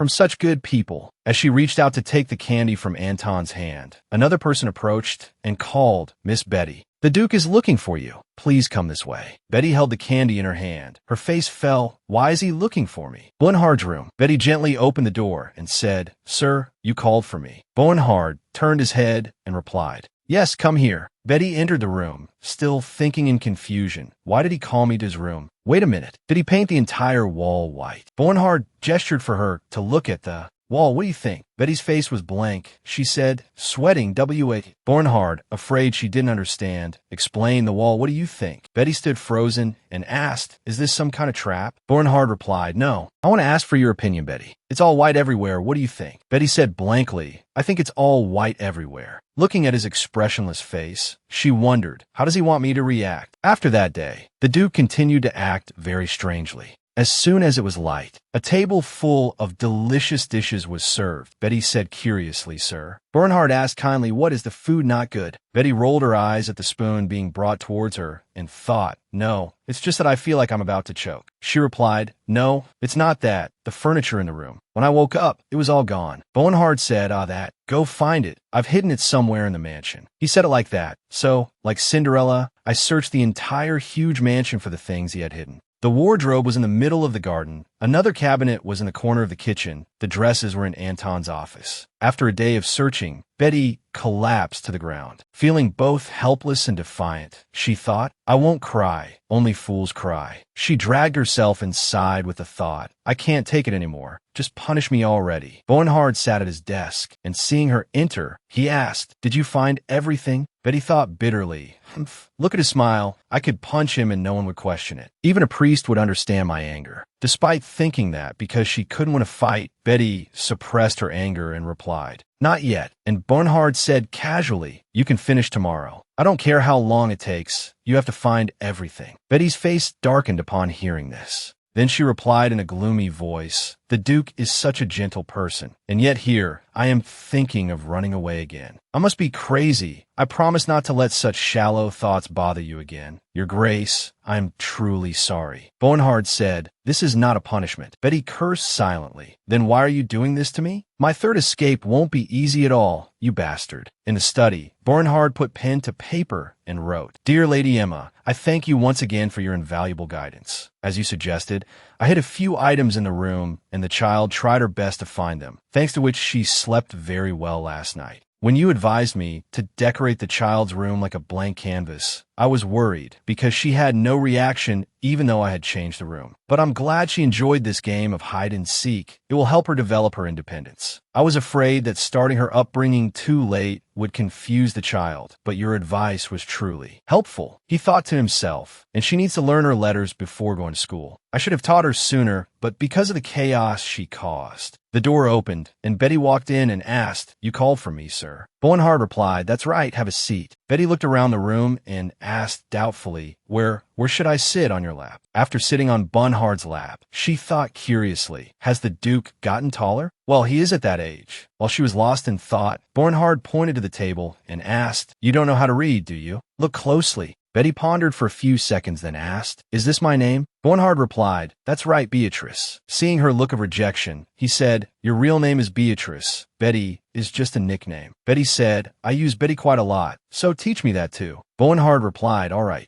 He took her hand and said, "Now you write like this." After finishing, Betty asked, "Is this word Betty, sir?" Bernhard shook his head and said, "No, this is Bernhard Lily Zenus." She said, a little angry, "That's her name." Bernhard immediately replied with an obvious look, "Actually, knowing my name is more useful than knowing your name." Betty glanced sideways, silently comparing the sentence, "I am Betty and I am lost," with the sentence, "I am the servant of Bernhard Lily Zenus and I am lost." Everyone knows the latter would win because it has more weight. Even so, she still said, "But can you teach me to write my name too? I really want to know." Bernhard nodded. "All right, this time I'll write Betty." Seeing him start to scribble on the paper, she asked suspiciously, "You're writing something strange again, aren't you?" Bernhard replied, "No, it's fairy." Betty said helplessly, "I'm sleepy. I want to go to sleep." He said again, "Forget it." Betty asked, stunned, "Forget it, huh?" Bernhard then threw out a sentence, "You want to go to school without even knowing your own name." He wrote a name on the paper and said, "Here, Betty." She still asked with some suspicion, "Is this really my name?" Bernhard nodded and said, "Yes. Now you try writing it yourself." Seeing her grasp it quickly, he praised, "Not bad. You'll learn enough to be able to read a few novels." Betty asked happily, "Really?" Perhaps feeling she was being a bit impolite, she immediately turned away and continued, "It would be great if I could read books. I still haven't finished the book you sent to my room last time." The sound of Betty's stammering filled the room. "PL, please." She held the paper in her hand, muttering, "Please accept it. Please accept it." After reading it, she thought happily, "Great, this is so great. This is why Korean kids read everything they see when they're just learning their letters." Betty picked up another piece of paper, continuing to think, "The Duke didn't tell me to just wait quietly. Is there anything else to read?" There's nothing else but the boring things. On the desk. After taking a book from the desk drawer, Betty wondered to herself, "The Duke reads books too? What kind of book is this? 101 Useful Things for Young Children. Problems at age 7. Betty thought in surprise, "What? Why is a book like that in his drawer?" Just then, Bernhard suddenly appeared again. "What are you looking for now?" Betty jumped, "Oh my God." She stammered, "Oh." Thinking on her feet, she held up a letter and said, "Count Bayan left a letter." When she looked at the seal, Betty thought in surprise, "A golden seal, a letter from the temple. It's the results of the guide ability test." So she stood still and waited for Bernhard to read the letter. Looking at his serious expression, she thought uncomfortably, "I can't read his expression, except when he's teasing me. He always looks like this." Unable to contain her curiosity, Betty spoke up, "My test results are back, right, Your Grace?" Bernhard's voice deepened. Betty asked again, "Can I see it?" Bernhard handed her the letter, calmly saying, "Whatever." After receiving the letter, Betty thought to herself, "I can't read it all by myself right now. Let's see. It's C class. Well, I wasn't expecting much. Since they wrote it out in such detail, I thought I should read it over." Bernhard called softly Betty. She looked up, "Yes." He spoke again, "C class is impressive enough. Without transcendence and guides, the entire sky continent would completely collapse, you know that, kid." Betty thought to herself, who said otherwise. But what's really important is something else. To be honest, this isn't quite right. The compatibility with the transcendent Bernhard Lily Zenus is 98%. It would be fine if the other stats dropped below F class and the purification index was just at A level. The final conclusion being C class would be fine if the compatibility was low. But 98%, even Christine, who is known as everyone's companion, only has 95% with him. She wondered, so why is mine like this? If I die in this life, I will chase the person who transmigrated me to this world to the very ends of hell. Bernhard, seeing her lost in thought, said, "The rank is just to confirm the standard. It's not really that important." Betty hesitantly replied, "Yes." Bernhard continued to console her, saying, "There are many graduates who are always arrogant because of their rank and then end up failing." Betty felt even more discouraged after his consolation. "So that means I'll fail faster. I'm C class." Bernhard took the letter and added, "And you don't need to go down to the surface anyway, so it doesn't matter." Betty asked doubtfully, "Why?" "You said I would be an excellent guide, Duke." Bernhard replied, "Because I won't let you go down there." Betty frowned, thinking, "If you're not taking me on conquests, then why did you hire a guide in the first place?" Bernhard, seeing her frown, grew curious. "Why? Are you upset because you don't get to fight monsters?" Betty shook her head, "No." Bernhard became even more confused. "Then why are you so down, Betty?" She asked again, don't I have to go down to the surface at least once to graduate? At the same time, she also wondered, it's like an internship in my past life, so what will I do? Bernhard laughed and said, when your team assembles for graduation, we'll send a letter. Within a week, everything will be quiet. Betty asked with a forced smile, are you planning to bribe all the nobles in my team? Huh? He didn't deny it, directly admitting, I will also send a list of units and instructions. Betty asked blankly, are you planning to bribe all of them too? Bernhard continued, and then you will complete the surface conquest. Betty broke into a sweat, thinking, in short, he plans to let me graduate through. Fraudulent means. As soon as she had that thought, Bernhard said again, and after you graduate, you will work as my guide for a year, then you're on your own. Betty immediately said worriedly, if everyone knows I graduated illegitimately, who will work with me? Bernhard asked nonchalantly, so what? You'll have no choice but to stay by my side. Betty thought to herself, that look, the Duke must have realized from the beginning that I was a suitable guide for him. That's why he went to so much trouble just to find a missing maid. Even if the guide's rank is low, the guide's effectiveness will be very high if the compatibility is high. And the issue of status is also insignificant. He intended to raise and use me as a private guide under the guise of sponsorship, just like he did with Christine, the original female lead. I don't mind being used by others as long as I get something out of it, but not the Duke. I've read about this person several times. Betty said to herself, although he looks calm, he's actually unstable. He's like a ticking time bomb. If I'm not careful, I'll be drawn into his madness, and I don't want to take such a big risk. While she was pondering, Bernhard also noticed her expression. He asked, why do you look so sad, Betty? The truth is, I don't want to go this far. No matter what rank you have, I will cherish you with love, so don't worry. After saying that, he fell silent and lowered his head, showing a shy expression for the first time, saying, don't look at me anymore. Betty thought to herself, I hope that's true. 3 years later, at the Count's house, Count Makiena called, Ielena, is lunch ready yet? She replied politely, yes, father. The mealtime might be a little earlier, so I will tell them to prepare. I have also checked the tableware. This was the eldest daughter of the Makiena house, Ielena Makiena, who had met Bernhard 3 years ago. She said, the Duke will be here soon, so, the dessert. At that moment, a child ran by. The boy said loudly, why don't you come out? If you get caught, you're dead for sure. This was the youngest son of the Makiena house, Mateus Makiena. His actions annoyed Count Makiena. He said, Matus, the words and actions of a nobleman carry great weight. He still replied nonchalantly, but father, I'm just looking out for the family in my role as the successor. Hearing this, Christine let out a laugh. Ha ha ha. Take that title then, Matus. If you want to keep showing off like that, you need to have a good relationship with an S-class guide like Christine. As introduced, this is the second daughter of the Makiena house, Christine Makiena. Towards this daughter, Count Makiena was very lenient. After the messy prelude, Ielena said, you two, I told you to behave properly. Diane, fix the children's hair and clothes. The servant Diane replied, yes, my lady. After the maid left, Count Makiena sighed and said, sigh, Ielena, didn't I tell you to take care of the children? You're 19 years old. Don't make me keep reminding you. What would your mother think if she saw you like this? Now, Ielena replied resentfully, I'm sorry. At the same time, she told herself, calm down. I have to do mother's part too, since today's guest is very important. So let's focus. At this moment, a servant opened the door and announced, Duke Zinus has arrived. Ielena asked again, he's here? At the same time, Betty's voice rang out, the position has been decided, but what about those who prepared much harder for graduation than I did? Bernhard replied, if they don't have a sponsor to graduate, they'll just have to wait until next year. Hearing the incredibly nonchalant answer, Betty said resentfully, that's not fair. He raised his hand, pointed at her face, and said, it's good for you, so just drop it. Betty replied, no. Bernhard said, you are not to say. No. Betty immediately retorted, no. If you don't like it, I'll say it. No, absolutely not. He sighed and said, all right, do as you wish, because I will do the same. Betty asked back, is that so? Walking towards Ielena, Bernhard looked up and said, Count, the snow is thick outside. Count Makiena replied solemnly, it is an honor to have you visit in this weather. Bernhard extended his hand and said, No need for formalities.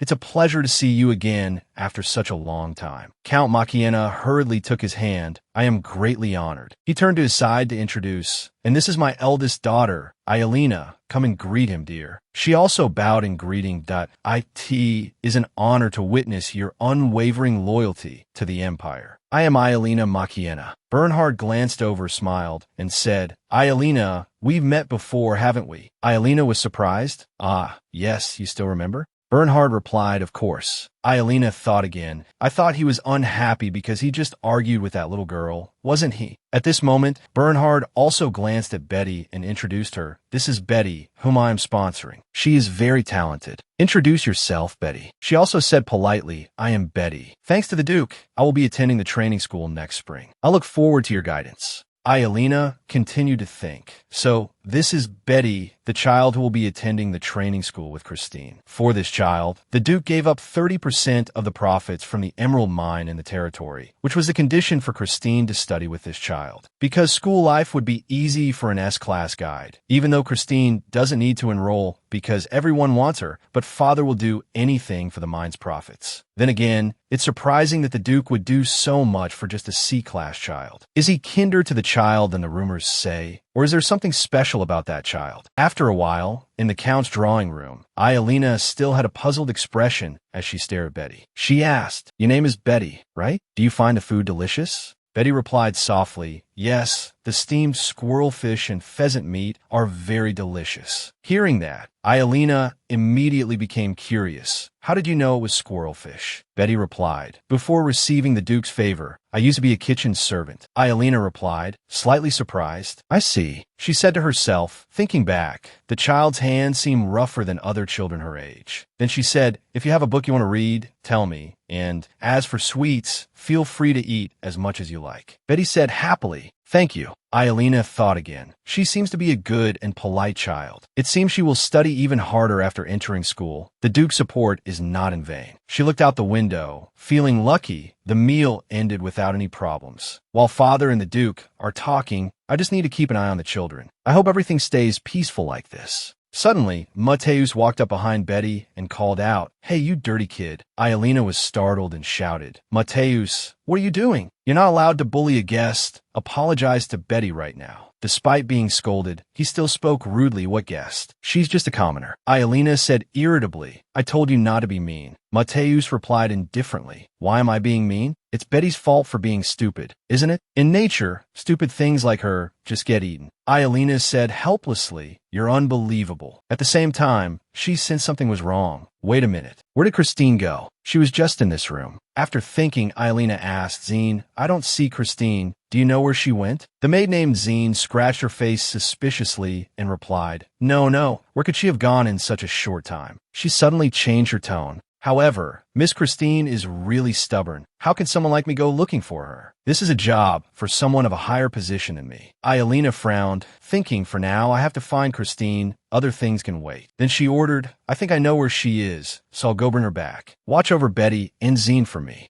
Mateus, stop saying strange, nonsensical things to Betty. Do you understand what I'm saying? As she finished, Mateus immediately retorted, It's not nonsense. It's only natural for the weak to suffer. At this moment, Betty's voice suddenly rang out, I'm sorry, my lady. It's okay, I'll be fine. Seeing this, Ielina's expression softened a little. She said, I'll be right back, and then walked away. As soon as she disappeared through the door, Zine let out a sigh of relief. Phew, my goodness, ahem. After clearing her throat, she stammered, You kids play quietly, okay? I need to use the restroom for a bit. With that, she also left. In the room, only Betty, who was reading a book, and Mateus, who was harassing her, remained. She thought silently, I was prepared for this, but it's quite something. I'm trying to make a good impression on Ielina, the next head of the Makiena house. Recalling how Ielina had left without her right earring, she continued to think the servant named Zine stole it. Ielina was too distracted to realize her earring was stolen. Her thoughts were suddenly interrupted by Mateus. Your hair is ugly and messy too. Betty turned back, thinking resentfully, and this guy keeps picking fights over trivial things. Mateus kept asking. Who braided it? It looks awful. Betty said to herself. Duke, Xenos braided it. Why does no one say anything when my hair is a mess? In a novel, the Tsundere character type is very attractive, but interacting with one directly is just annoying and unpleasant. Ignoring him like this is the best way. Just as she was about to let it go, Mateus pinched her ear. Betty yelped, "Ah, what now?" Mateus said in surprise, "Oh geez, you scared me. You idiot, you're so loud." He pointed at Betty's face and asked, "Are these freckles?" "Ugh, so gross." Betty said, annoyed, "If you think it's gross, then don't touch it." Mateus paid her no mind, nonchalantly asking, "Does it bother you? What are you looking at? Are you mad?" Betty wondered. Even though she's difficult, Christine wouldn't do this to my face. What's wrong with this kid?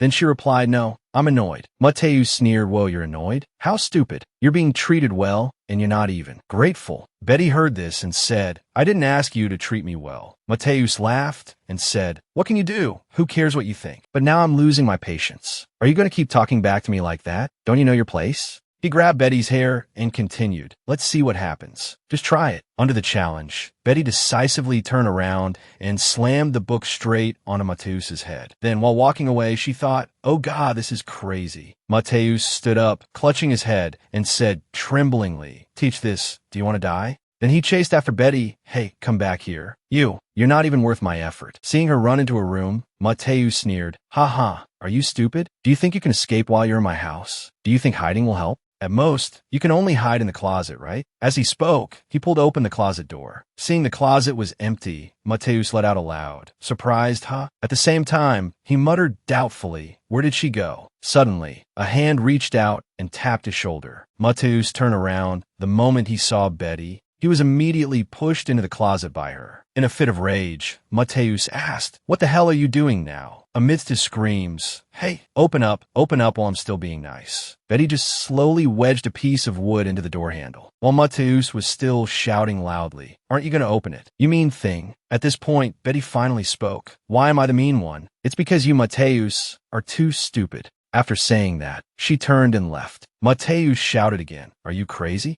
This bitch." Betty thought to herself. In the novel, Christine managed to hide there for a short time while Xenos was searching the house. He'll have a hard time getting out on his own. Meanwhile, in front of the room where Bernhard and Count Machiena were talking, Ayelina went to where Christine was hiding and said, "Christine, you shouldn't be eavesdropping on their conversation. Do you want the Duke to see you like this?" Christine quickly replied, "Christine is the main character, so it's fine. You just worry about doing your part." Ayelina called out irritably, "Christine, why don't you understand yet?" She said again, "You're the one who should be quiet." Ayelina, purple with anger, pulled Christine's hand and said, "This kid, honestly." The door suddenly opened, and Count Machiena asked in a low voice, "Ayelina, what's all this noise in front of guests?" Ayelina looked down, with no intention of explaining. Christine, however, happily threw herself into Count Machiena's arms and called out, "Father, I missed you so much." He laughed and said, "Aha, Christine, how long has it been since we were apart?" She asked, "Can I always stay by your side, father? I promise to be good and not bother you when you're talking." Bernhard also stepped out, smiling and saying, "This is a request from my dearest Christine, so how could I possibly refuse?" Reaching out to pat her head, he continued, "Haha, this is being too clingy." Christine asked back, "Really? Thank you." Ayelina still didn't say a word. Count Machiena said again, "You have to be good, understand?" Christine replied, "Yes, father." At this point, Ayelina bowed and said, "Pardon my rudeness, then I shall take my leave first." Bernhard suddenly called out, "My lady." Then he pointed to his ear. Ayelina blankly raised her hand. The moment her hand touched her ear, she thought in shock, "My key, where is it?" In her haste, she still didn't forget to say gratefully, "Thank you for letting me know." Bernhard replied, "It's nothing." After leaving that place, Ayelina started searching around, while wondering, when was the last time I checked my earrings? Before the Duke arrived, I'm sure neither side was missing. Could I have dropped them when I ran from the children's room to here? No matter how rushed I was, that couldn't have happened. I can't believe I lost my mother's memento. What kind of person have I become?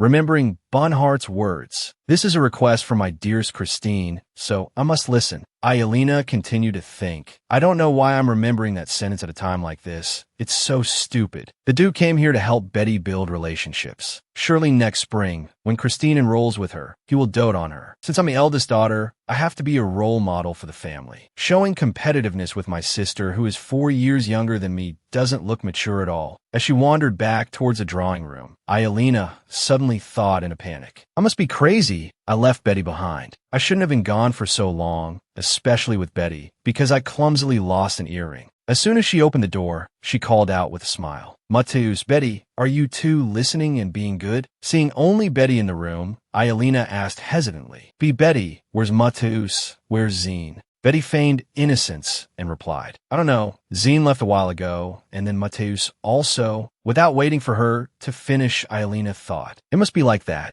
Zine has abandoned the children many times whenever I'm not around. Mateus must be wandering around somewhere again. Looking for them now would be futile. Right now, Betty might not understand anything, but later when she grows up and reminisces about the family and the Count, what will she think? Anyway, it's a good thing Betty stayed put in the room. If I had lost the child that the Duke is protecting, I would have fainted. After thinking, Ayelina sat down next to her and asked, Did you feel bored being alone? Betty replied, Only a little after Mateus and Zine, so I feel fine. Ayelina smiled and thought, how could that be? They surely both went out as soon as I left. Even so, they're still lying to protect each other. The door opened again, and Christine entered, calling out loudly, Sister, Mateus, tell Betty to come down and listen to the piano recital. Betty slowly raised her head. Christine immediately gave a smug smile and said, Little girl, listen here. The Duke said that Christine is the most important person in the world to him. Betty tried to suppress a laugh and turn away. In her heart, she thought, in my past life, I told my little brother that Santa Claus doesn't exist, which made him cry his eyes out. I can't let myself get into a situation like that. So she put on a naive smile and said, Oh my, I'm so jealous. Christine asked back, What? You're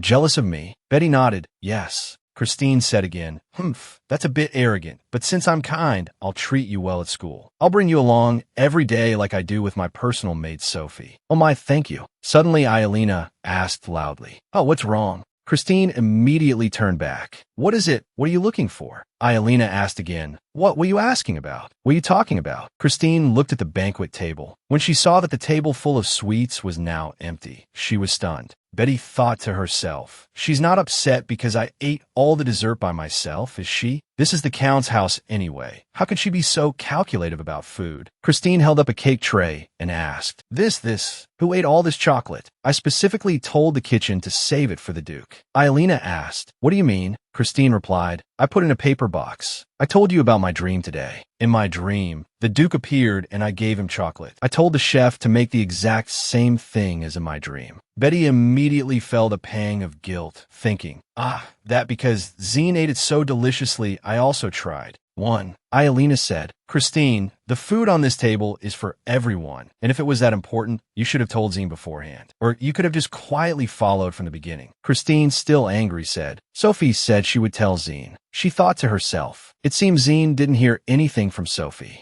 Then she said loudly again, No, first of all, who ate all of this? Ayelina replied, How would I know? Just stop talking about it. Even though she said that, Christine still looked at the table and continued. Looking here, only 2 people ate the most enthusiastically, sister. The other 2 didn't even pick up their forks. Betty broke into a sweat, thinking, What's with this sharp deductive ability? As Christine said, the 2 who ate most enthusiastically were me and Zine. Ayelina and Mateus didn't touch anything. Christine said again, Because I mixed pink coloring into the chocolate, if it's still on the plate, that person ate it. Betty thought to herself, anyone who sees this would think the family heir is Christine, not Ayelina. Should I find a way to connect with Christine? No, Christine will be possessed later. In the end, the position of the heir is still Ayelina's. Mateus, who is always a mess, can't become the heir anyway. Because of her weak personality, throughout the original work, she was just pushed around here and there. However, to escape from Zinus, Ayelina is necessary. To escape from Zinus, Christine is forced to involve the Gladio family. And to do that, she needs to expand her influence in the noble circle. Fortunately, Ayelina, the pioneer of this plan, has a valuable strength. She loves children very much. While Betty was thinking, Elena said, "That's enough. Let's go down, Christine. That chocolate, it doesn't matter who ate it." Hearing that, Christine asked suspiciously, "What did you eat? Tell me." Elena also said, a little helplessly, "This kid, honestly." Christine turned to call a maid and said, "You quickly call Zine and Sophie back here." The maid replied, "Yes, my lady." After the servant left, Christine turned back and said, "Speak, Betty. Do you remember what you ate?" Betty thought again. Now it can be confirmed. The one who ate the chocolate was Zine. Christine continued to question. "Go on, say it." "Betty, do you remember what you ate?" Not being able to remember is a bit of a disadvantage. Betty answered guiltily, I only ate apple pie, strawberry milk, caramel pudding, and waffles." In her heart, she was extremely panicked. "Oh God, please don't let this have anything to do with me." Then she continued to push the problem on Zine. "As I recall, it seems the nanny really enjoyed eating those chocolates." Hearing that, Christine immediately asked back, "Do you dare to take responsibility for what you just said?" Betty replied, flustered, "Yes, of course." Then she turned to observe the dining table and asked, "So then, that means Matthias and Sister Elena's are clean, and the rest were eaten by you and Zine, right?" She immediately replied politely, "Yes, my lady." After Betty finished speaking, the maid standing next to her reported, My lady, I have searched the entire mansion, but I can't find Zine anywhere." Christine asked, "Is that so? What about Sophie?" She didn't know how to answer and hesitated. "Sophie is..." Just then, Sophie rushed in, panting and saying, "My lady, I'm sorry. I really intended to pass on your message to Zine, but someone told Mary to bring back your dress." So, before she could finish, she was quickly cut off. "Sophie, do I really have to listen to what you have to say?" So she panicked, I'm sorry, my lady." Hearing that, Christine said coldly, "This isn't the first time she's done something like this. I'm going down to listen to the piano recital, and you go find Zine in the meantime." Sophie immediately replied respectfully, "Yes, my lady." Only then did Betty dare to relax. She thought to herself, "Phew, I'm so relieved." Even though it was resolved, Christine still wouldn't stop grumbling. "I knew it. She would definitely notice the food. Honestly, she always does things that embarrass others." Hearing that, she laughed and said, "In my hometown, if you eat well, it's a blessing." But who knew she would be so disgusted? Only commoners would think that way. "I'm telling you now, don't you dare embarrass me at school over things like food." So Betty immediately gave a flattering smile. "No matter what silly things I do, your reputation won't be harmed at all, right?" In her heart, she sighed, "Social life is so difficult." But at least these words made Christine happy.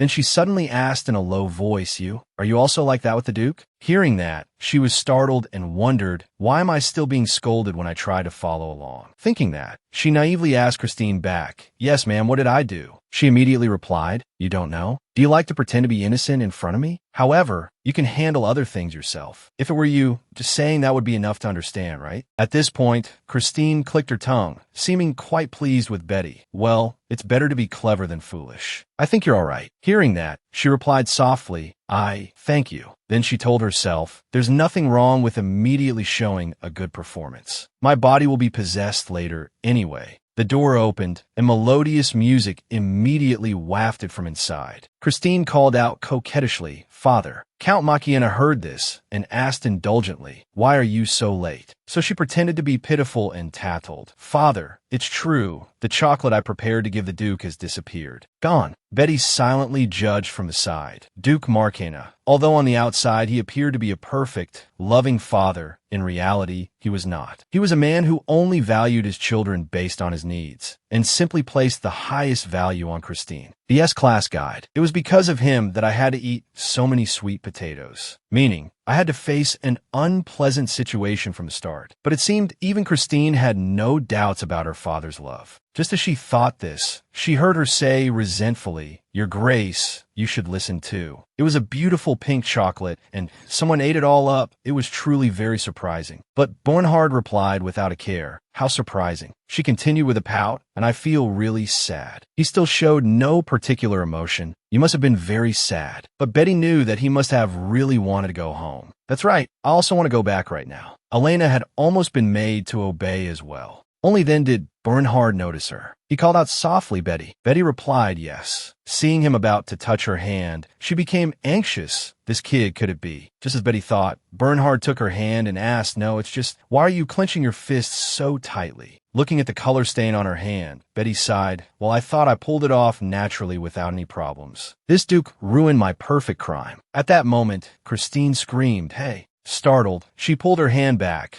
stammering an explanation. This is a conspiracy. They're trying to frame me. But she wouldn't listen and jumped up, about to hit Betty. Hey, you naughty little mouse. I was nice to you, and you dare play games with me? She screamed in fear. Then she lunged forward to the horror of Elena and everyone else. Betty thought to herself, there's enough reason to understand why Christine is angry. Christine must have thought that everyone was beneath her feet. She was talented, beautiful, and a noble. But how could there be a commoner covered in freckles like this? Moreover, to be betrayed by a commoner whom she had tried to treat well, how unpleasant must that feel? So, she immediately turned and ran. If I get caught, I'll die. Despite Christine being held back by Bernhard and screaming nonstop, let go of me. Stop right there, you ugly, insolent thing, like a beggar. After running outside, Betty didn't dare to stop. She thought Christine, who always craved love, finally had her true nature exposed. But suddenly, a voice rang out.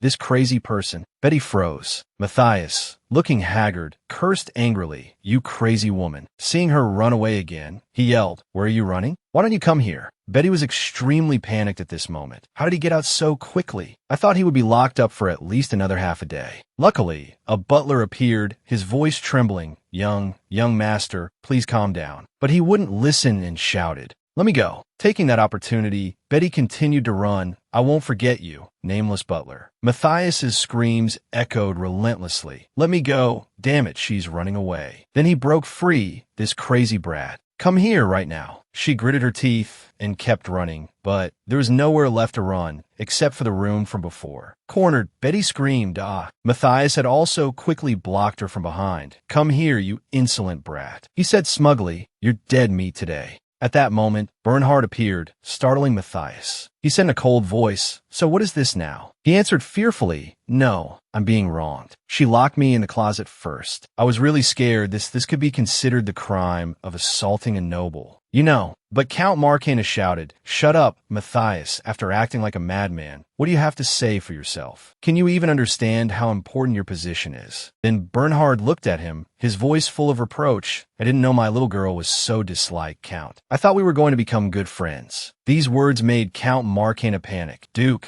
Christine certainly didn't have any ill intentions. She's just a bit hot-tempered. Christine also became flustered. Yes, I didn't mean it like that. I thought Betty was teasing me. Hearing this, Bernhard replied, I heard Betty's only fault was eating a dessert that had been prepared. If that makes the family members so upset, then I will apologize on her behalf as her guardian. Are you satisfied? Count Marcana hurriedly humbled himself. Don't say such things, Your Grace. But he didn't stop and continued. And that son's pronunciation is so bad, I can't understand a thing he's saying. And yet he mentions crimes. If we file a formal lawsuit, we'll find out soon enough. Hearing this, Betty looked at him in astonishment. Are you planning to sue Marcana? Bernhard made his attitude clear. He said, and yet he mentions crimes. If we file a lawsuit, everything will become clear. These words made Count Marcana even more panicked. It is all this humble one's fault. I have spoiled the children too much. Betty, still at his side, silently assessed him, not even frowning while getting angry so calmly. Even though he's young, a duke is still a duke. Then she heard Bernhard continue, if the young lady is so upset, then just send the bill. The young lady can send at the same time her brother files his lawsuit. His words, in other words, were, if you have any complaints, just file a lawsuit. Hearing this, Christine hurriedly tried to justify herself. It's not like that. I was just happy that Betty ate so heartily. Hearing that, Betty glared at her. Poor Iolina. Surely when we leave, Count Marcana will only scold the innocent Iolina. So the poor older sister Iolina will write her grievances in her diary alone and sink into sadness. Just as she thought this, Bernhard spoke up, cutting her off. The performance was excellent. Since it's also getting cold, I'll be heading back now. Then turned to leave despite Count Markina's attempts to hold him back, and oh Duke. He bowed his head and kindly asked Betty, "Is the place where you were bumped earlier okay?" She immediately replied, "Ah, it's better." Then he said gently, "Don't pay any mind to those people. I'll introduce you to better friends. I'll bring a lot, so you could just pick one of them." Hearing this, Betty thought to herself, "That's right, you don't have to worry about anything. This world revolves around you." Just as he was about to leave, Count Markina called out, "Yes, Your Grace." He asked, "So about those mining rights, could they possibly be exchanged for cash in advance through the bank?" Bernhard said in a low voice, "I will send someone later." These words brought relief to Count Markina. He thought, although his words are polite, what he means is he wants to let it all go. Then he showed his reverence. "Yes, I will await your instructions, Your Grace." At this, he turned his head and smiled. "This was an interesting meeting, Count and Lady Christine and young Matthias." Betty mumbled, repeating, "Lady Christine and young Matthias." His voice rang out again. "In any case, be careful of the winter wind." Outside, she slowly got into the carriage, then waited obediently. Looking at Ielena standing there silently, Betty smiled faintly. "You can't hate me for ruining the atmosphere, my lady. I even prepared a surprise gift for you." The sky was getting dark, with a few faint lights lingering in the space.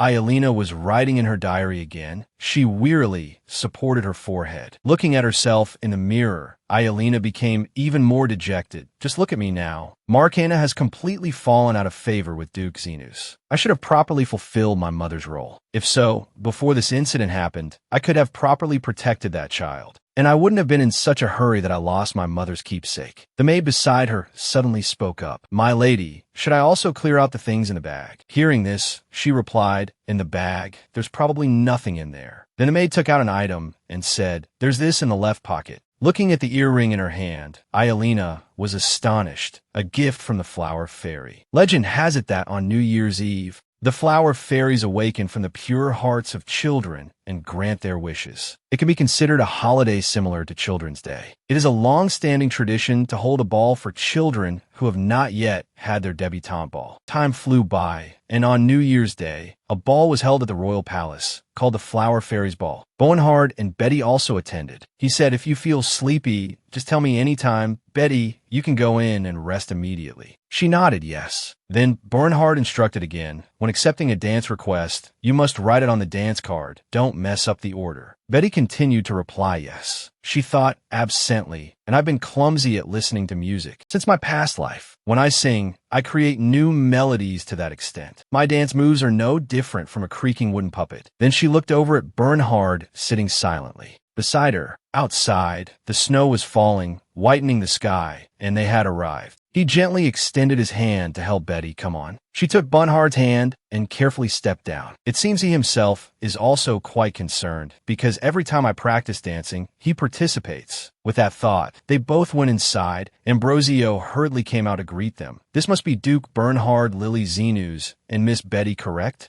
Then he took out a rose and gave it to Betty. "May Miss Betty's wish blossom." She smiled, reaching out to take it. "Thank you." But when she looked straight into Ambrosio's eyes, Betty froze. What is this? Why can't I move?" Then she hurriedly snatched the flower and said, "Yes, thank you." Seeing that Betty was acting a little strange, Bernhard asked, "What's wrong? Don't you like flowers?" She immediately replied, "Ah, no, it's not that." Then she turned her head to look at Ambrosio. "The priests who care for the world tree will never grow old, because they have dedicated their own souls to the world tree. However, they do not become immortal. They are just like ordinary people. They still get sick sometimes, and when their lifespan is over, they must also die. They are simply free from all emotions and desires. That is the result of the world tree fearing their will would be distorted, so it robbed them of their free will. But to be scared just for this reason, something isn't right." Betty suddenly remembered that moment. She thought, it wasn't fear, but more like my heart suddenly dropped.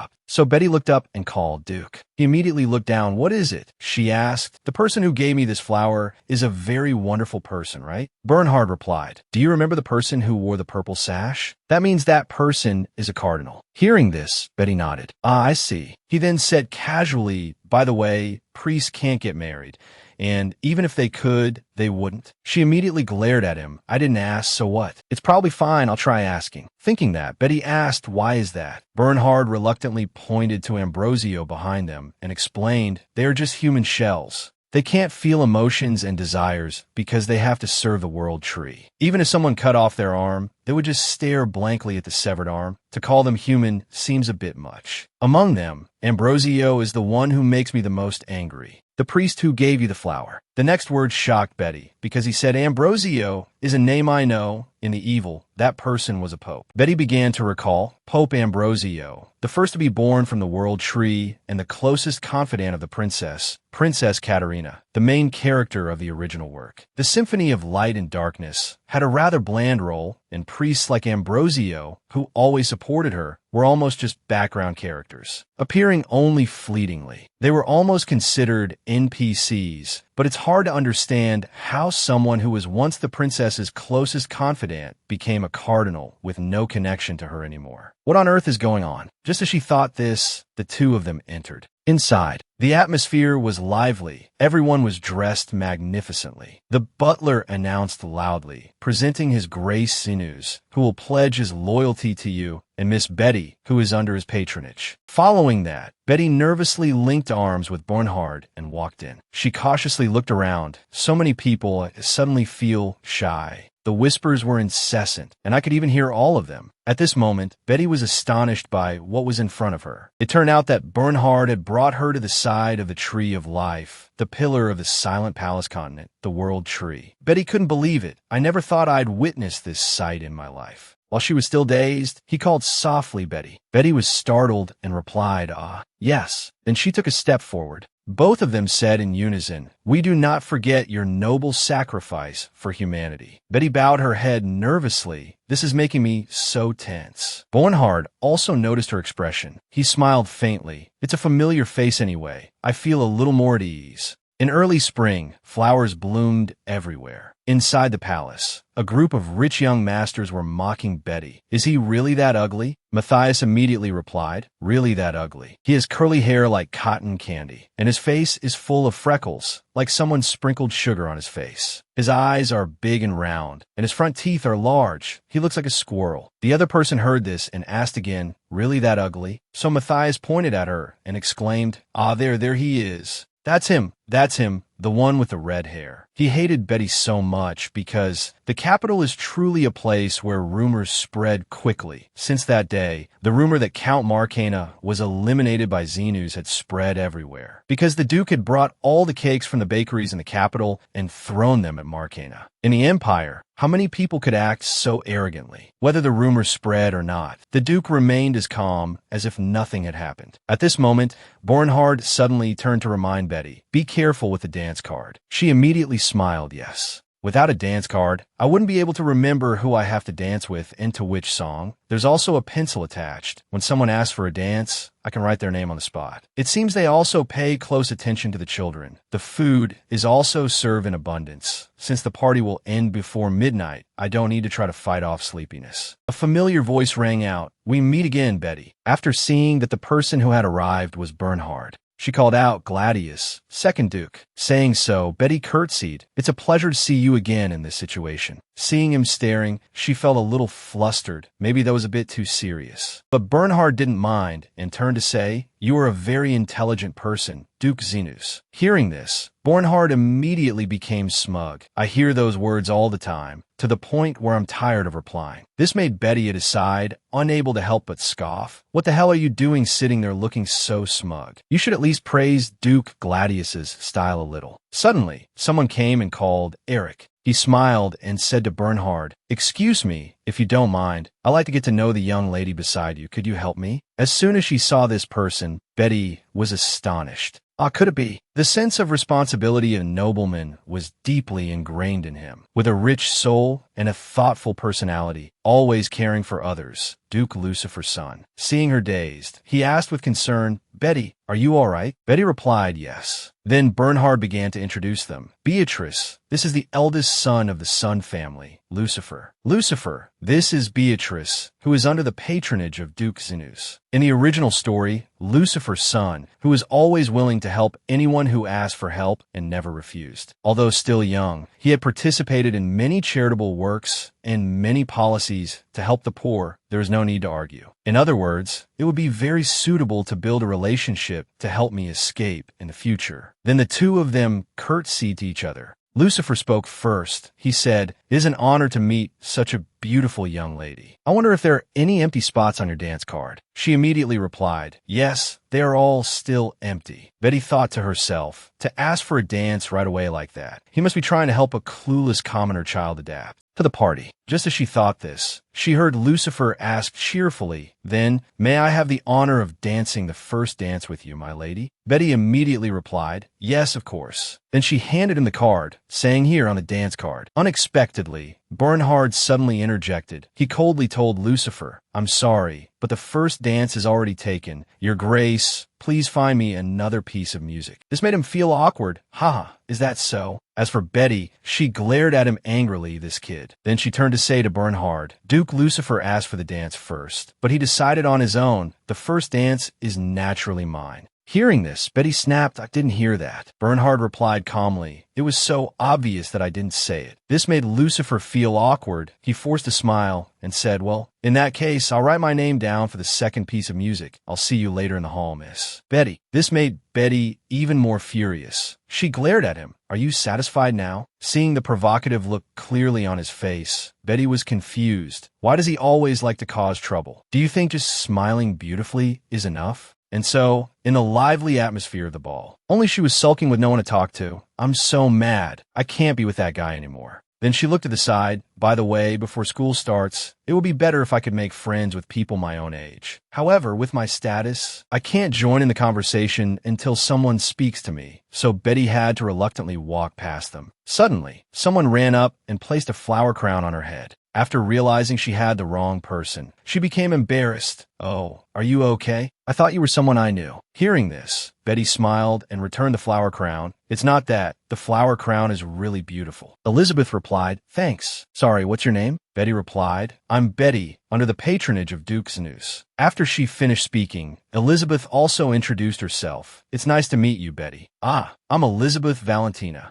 After that, Elizabeth immediately introduced her brother Alex to me. Alex introduced Alexandra, his childhood friend, to me. Alexandra then introduced me to her older sister, Rosalia, and Rosalia introduced me to her close friend. After going around for a while, Betty met Iolina again. She smiled gently. "Oh, Miss Betty, have you been well lately?" She replied politely, "Yes, ma'am." Seeing her act so distant, Iolina said, "Betty, since we met at an equal party, you should call me Iolina." So Betty replied excitedly, "That's right. Thank you for your advice, Iolina." This made Betty feel a little happy inside. Luckily, since that day, she still had a good impression of me. Then she suddenly noticed Alexandra nearby. She said in a panic to Elizabeth, "Sorry, but your high dash." Before she could finish, she was reminded, "You can't call me that here." So Alexandra corrected herself. "It's not that. It's just, I haven't seen Alex anywhere for a while." In the flower garden at that moment, young Master Marion and his friend were cornering Alex. He said, "Alex and Alexandra secretly got married and even kissed." Hearing this, he replied in a small voice, "Spreading false rumors about the young lady is not allowed." Another one immediately mimicked, "Spreading false rumors about the young lady is not allowed." On the other side, Alexandra had witnessed everything. She was furious. "I knew this would happen. It's strange. I didn't see Marion's group. Do they ever get tired of this?" As for Betty, she was at her side, telling herself, "I can't believe I followed her." Recalling a moment ago, Alexandra had just said, "I think I know where they are. Miss Betty, please come with me." She had immediately agreed. So now Betty was very curious. She asked, "Are those people Marion's group?" Hearing this, Alexandra was surprised. "Ah, Betty, is this the first time you've heard of Marion's group?" Then she pointed towards young Master Marion. "Over there, do you see the biggest and ugliest one? That one is the son of Marquis Marion, so people call them the Marions." In the original story, the Marquis Marion family was a family with a tradition of producing superhumans. Therefore, the Marquis marrying family seemed to have a strong influence even among other Marquis families. So the Valentina siblings couldn't argue with him. But it's not like there's no way to win. So Betty asked Alexandra, so he's the leader, right? She knew well, with these types of people, you just need to take down the leader and they will surely disband. Alexandra was now trembling with anger, but still politely answered Betty, that's right, so we just need to deal with him. As soon as she said that, she quickly interrupted, let me try to talk to them nicely and bring Alex back. Hearing Betty say that, Alexandra was startled. Really? Are you sure you'll be okay? Betty, if we go together, a fight will break out. But Betty didn't answer. According to Alexandra's words, giving him a knock on the head would probably be very satisfying, but Alexandra was too young to consider some things. One thing was about social status. She was the daughter of a baron's family, while the kids in Marion's gang were mostly children of noble families like counts or marquises. The second thing was strength. The kids gathered there seemed older. Their height was also superior, but we only had two 13-year-olds. An 11-year-old and another 13-year-old commoner. Of course, it couldn't be a match. So she thought of Bernhard. Therefore, with a powerful person behind me going is the best choice. At this time, Elizabeth turned to ask Alexandra, so, should we inform Lady Rosalia that we found Alex? She immediately became anxious. We can't just leave Alex there and go without doing anything. But she thought, Elena must be very worried too. Saying so, Elizabeth turned to Betty. Betty, I think you have a very good way of handling things, so you will definitely bring Alex back safely. Hearing that, she thought, it seems Elizabeth also understands my thoughts. Then Alexandra also compromised and replied, all right, but I'll be back quickly. Before leaving, she didn't forget to remind me, if anything happens, just scream, Betty. She smiled faintly. Scream here? Anyway, it's a good thing they trust me. On the other side of the lake, Matthias was still taunting Alex. That whole bouquet is for Alexander too, right? Saying this, he turned his head in astonishment. Young Master Marion was surprised to see Betty him. Matthias quickly said, it's him, he's that commoner. Seeing that they were paying attention to her, Betty hesitantly spoke up, Lady Rosalia is looking for Alex, so I just... Hearing her say that, young Master Marion slapped Alex hard on the back. Is that so? Hey, they're looking for you. Hurry up and go. She looked at Alex in front of her, unable to help but wonder, do they have some kind of disease where they can't live without bullying someone weaker? After Alex left, he looked over at Betty and asked, you're Betty? Seeing that he knew her, Betty was surprised. Oh, you know me? So he pointed at Matthias and said bluntly, it's because this guy kept mentioning you that I remember. Suddenly being mentioned, he was startled and denied it vehemently.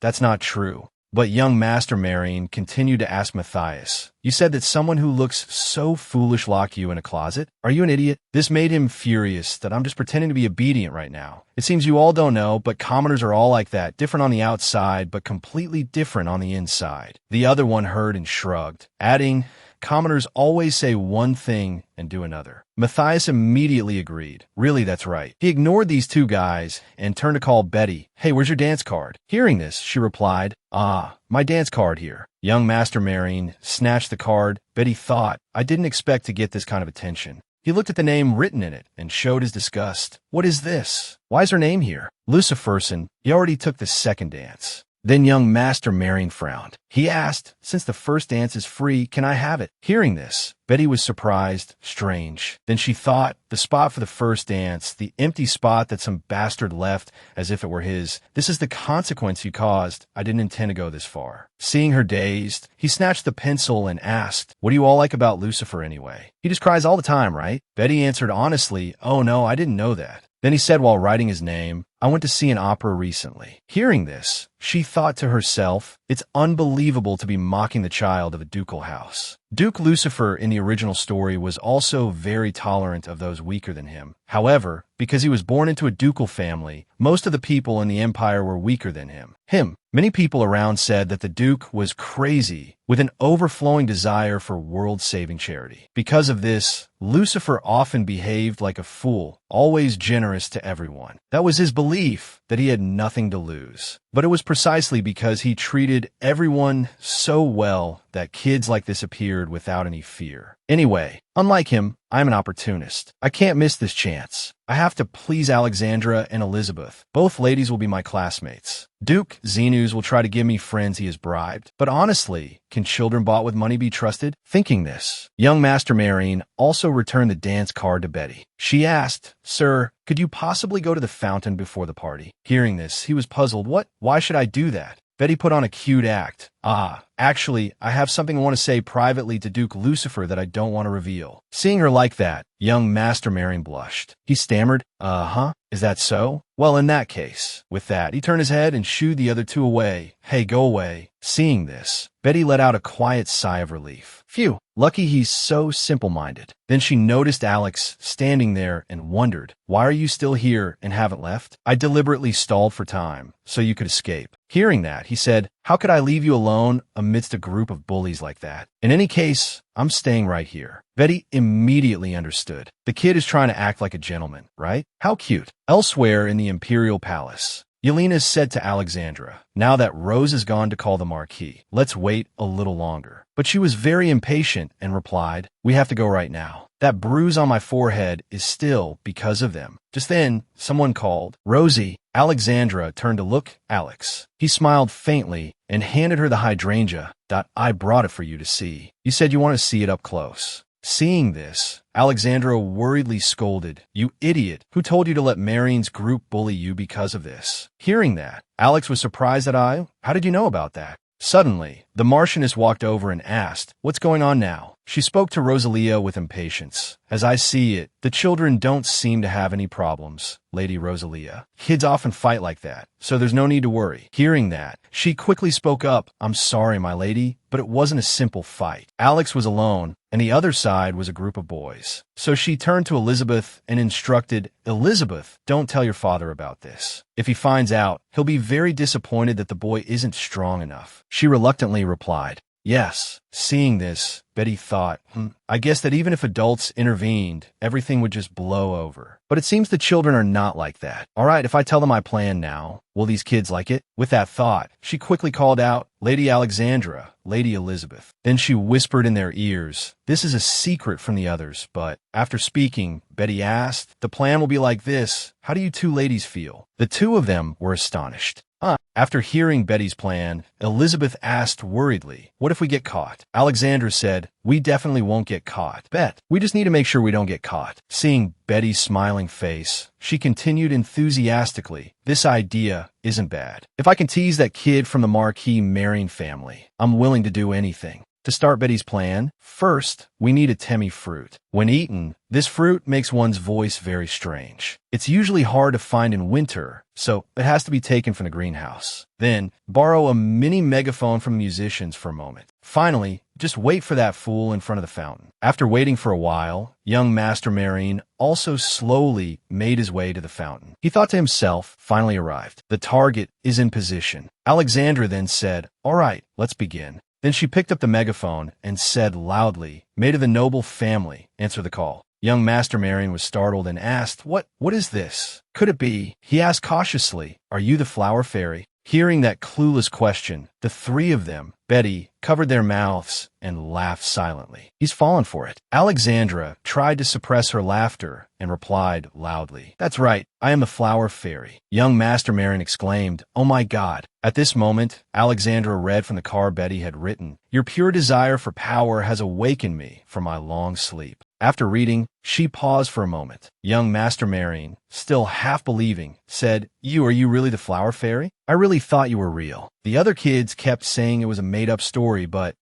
his reaction was understandable because in this world, the flower fairy is like Santa Claus. Most children guessed that it was the servants, not the flower fairy, who brought the gifts. But why was he so easily fooled? His naivety truly exceeds expectations. So the rumor Alexandra mentioned was true. The Marquis Marion's kid still believes in the flower's request. Alexandra continued, to repay your favor, I will grant you one wish. The young master of the marrying house hesitated and asked, But, fairy, you are not visible, so where are you? Alexandra feigned anger and said, Insolent, even if you are a Superman who inherited great power, a tiny creature caught in the vortex of death, dare you look into the eyes of an immortal? Hearing that, he was terrified and said in a trembling voice, Please forgive my insolence, fairy. Alexandra pretended to be angry and said, However, a promise is a promise. State your wish, little one. Young Master Marion placed his hand on his chest and said, Sir, I have a wish. I want to marry the smartest, most beautiful, and most virtuous woman and make Duke Lucifer bow down to me. Hearing this unrealistic wish, Betty and Elizabeth covered their mouths and laughed. Alexandra even shed tears. However, she was sober enough to think, This is a critical situation. If I stop here, everything will be over. Then Alexandra cleared her throat slightly.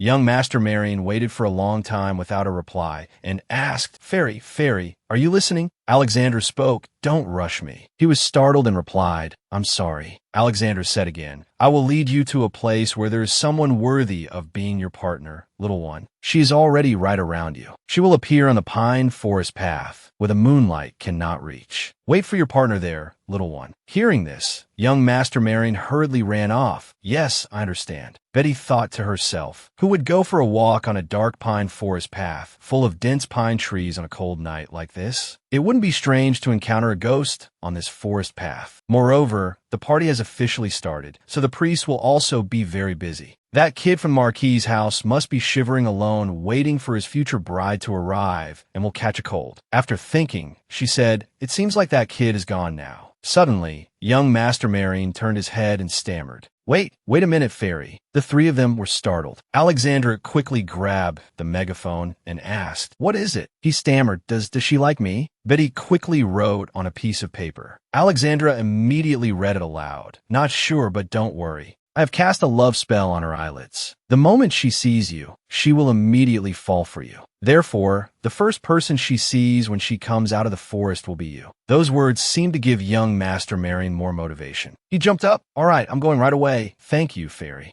I hope you will enjoy a full night of freedom. Betty stuck her head out of the bushes and mumbled, It seems he's really gone this time. Now let's quickly hide. Don't let them find us. Alexandra also said, That's right. It's so cold. Let's go inside quickly. If we continue like this, we'll catch a cold. Suddenly, Elizabeth cried out, Wait a minute. There's someone coming over there. Betty looked back at the sound of the cry and immediately thought in panic, What is that? Why did that person appear from such a scary place? There's no innocent woman getting hurt in my plan. Due to the angle of view, the young master still didn't know who was in front of him. He blushed and said, No, could it be? She will become my wife. A familiar voice echoed in the forest. What is it? The scene that unfolded before Betty and the other two was probably something they would never forget for the rest of their lives. They only saw the young master of the marrying house hugging Bernhard, his gestures extremely intimate. Waiting for the moonlight to fall, he broke out in a sweat and said, Oh my, your grace, you look so beautiful. I really didn't expect you to be the Duke. Bernhard's face darkened, his voice extremely gloomied. I am feeling a terrible humiliation. Young Master Marion trembled and said, I have committed a crime worthy of death. Elizabeth said in fear,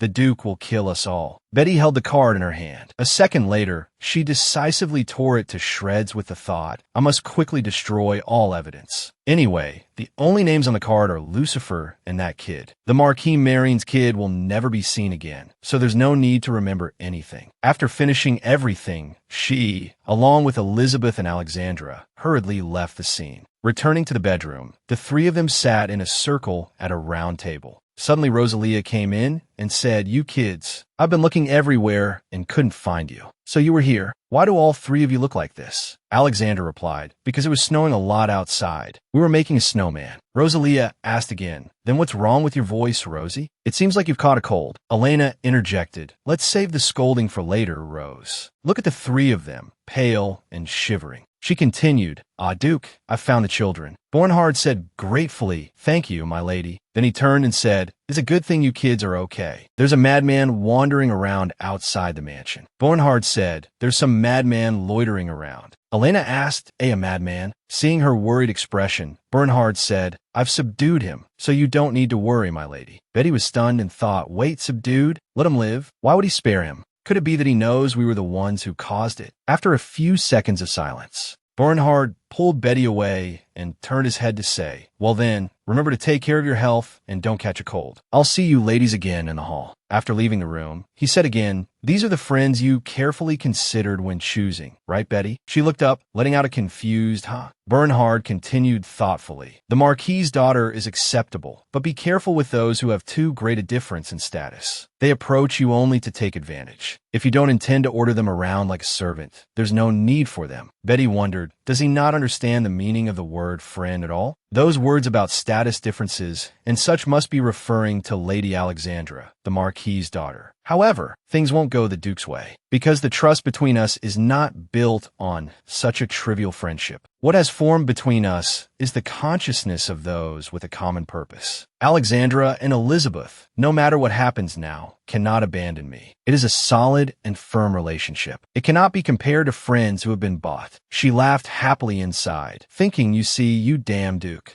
This is how you make friends." But she probably couldn't say that. So on the surface, she just laughed it off and replied, "Haha, so that's how it is." Then she asked again, "Did you go out for a while and come back?" Bernhard nodded. "Yes, I went out for a bit to get some fresh air and take a walk around here. But for some reason, a madman rushed over, hugged me, and tried to kiss me." Betty felt a little guilty and said, "Oh, really, really?" Bernhard replied, "That's right, he really was a madman. He was waiting for some girl to pass by in a deserted place just to harass her. Luckily, I caught him, otherwise I don't know what would have happened." Betty knew full well, but still feigned innocence and asked, "I wonder who would do such things?" Bernhard looked up and said, "The eldest son of the Marquis Marion family." Betty stammered, "Really, really, that's scary. So what did you do in the end?" At the same time, she whispered to herself, but thinking about it, something's not right. Why did the Duke come back so early? So, did something like that happen? Why did he come back alone, as if everything was over, and he didn't care? She continued to think, shouldn't he have made a big fuss and informed the Marquis and his wife that he was going to sue their eldest son? But why? Seeing her full of doubt, Bernhard said, "What did I do? I cut off his hand and threw it to the passing dogs." Hearing that, Betty froze, and her expression made Bernhard burst out laughing. He said, "Just kidding. How could that happen? I'm not that kind of uneducated thug. If you're a true gentleman, no matter how unjust the situation, you must follow the legal process." Betty interjected, "You mean bankrupting the family, stripping them of their title, and having society erase him?" As she said this, she thought, "That's right. No matter how I think about it, I have to escape this madman." Her steps unconsciously slowed down. Bernhard then asked, "Why are you walking so slowly? If you're cold, go outside and run to warm up." Betty clutched the cloth on her shoulder, her whole body trembling, and said, "When I was playing, I didn't feel cold at all." Bernhard asked, "Do you want to go home?" Betty thought to herself, that won't do. To escape from that man, I need to have a good relationship with Duke Lucifer. Then she replied loudly, "No, I want to dance. This is my first time attending a ball. I'm really excited." Bernhard said, "You don't know how to dance anyway." Betty retorted, "Well, being good at something and wanting to do it are two different things." Bernhard agreed, saying, "That's right, Betty wants to do it, so she can do anything." The Flower Fairies Ball was held for all children, but this world was clearly still a class-divided society. It was obvious that the children of the nobility were more important than the children of the commoners. In that world, the 13-year-old princess appeared after 500 years, the person who could be considered the main character of this ball. This time, the princess's dance partner had been decided in advance. Among them, the men of similar age would follow in order from the one with the highest status. Speaking of which, among the young men of the empire, who has the highest status? Betty called out, "Duke." When he looked up, she asked, "Aren't you supposed to dance with the princess first?" At the same time, she thought, how could I have forgotten such an important thing until now? Why did I only just remember? She angrily recalled the moment Bernhard interrupted her and Lucifer. If only I had remembered earlier, I could have retorted properly then. Bernhard replied, "Yes, but I've already switched." Betty asked blankly,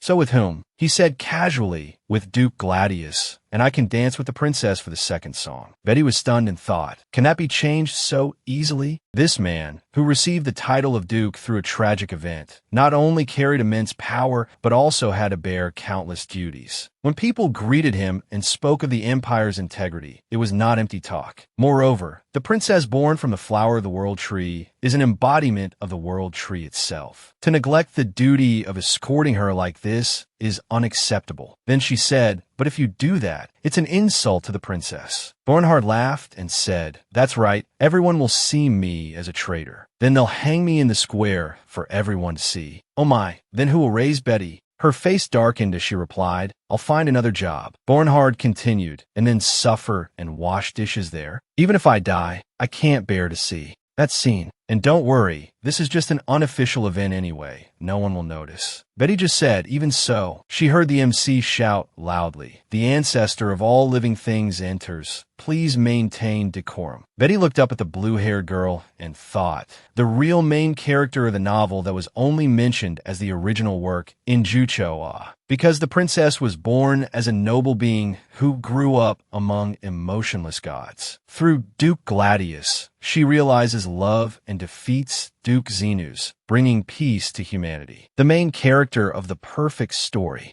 Princess Katerina. She opened her eyes wide and thought, I can't believe that in Jucho, she was just a minor character with a small role. The true main character of this world, the Messiah who will lead humanity, once imprisoned in the clouds, to eternal salvation. This is the description of the moment when the main character in Jucho, who had possessed Christine, first saw the princess. Bernhard saw her staring without blinking and asked, want a closer look? Betty replied, yes or no. She looked up at the hall. Then she turned to look at him and thought to herself, to dare to dance with me while leaving the princess there. What on earth is the Duke thinking? The music began to play, and everyone joined the party. Betty and Bernhard danced the first dance. While her eyes were fixed on Katerina, she thought, everyone can't take their eyes off the princess. The princess must have something that makes people unable to look away. Just a little more, and she'll disappear as if slipping through one's fingers, a dangerous feeling. Bernhard found it interesting and said, I didn't expect Betty to like the princess so much. She replied,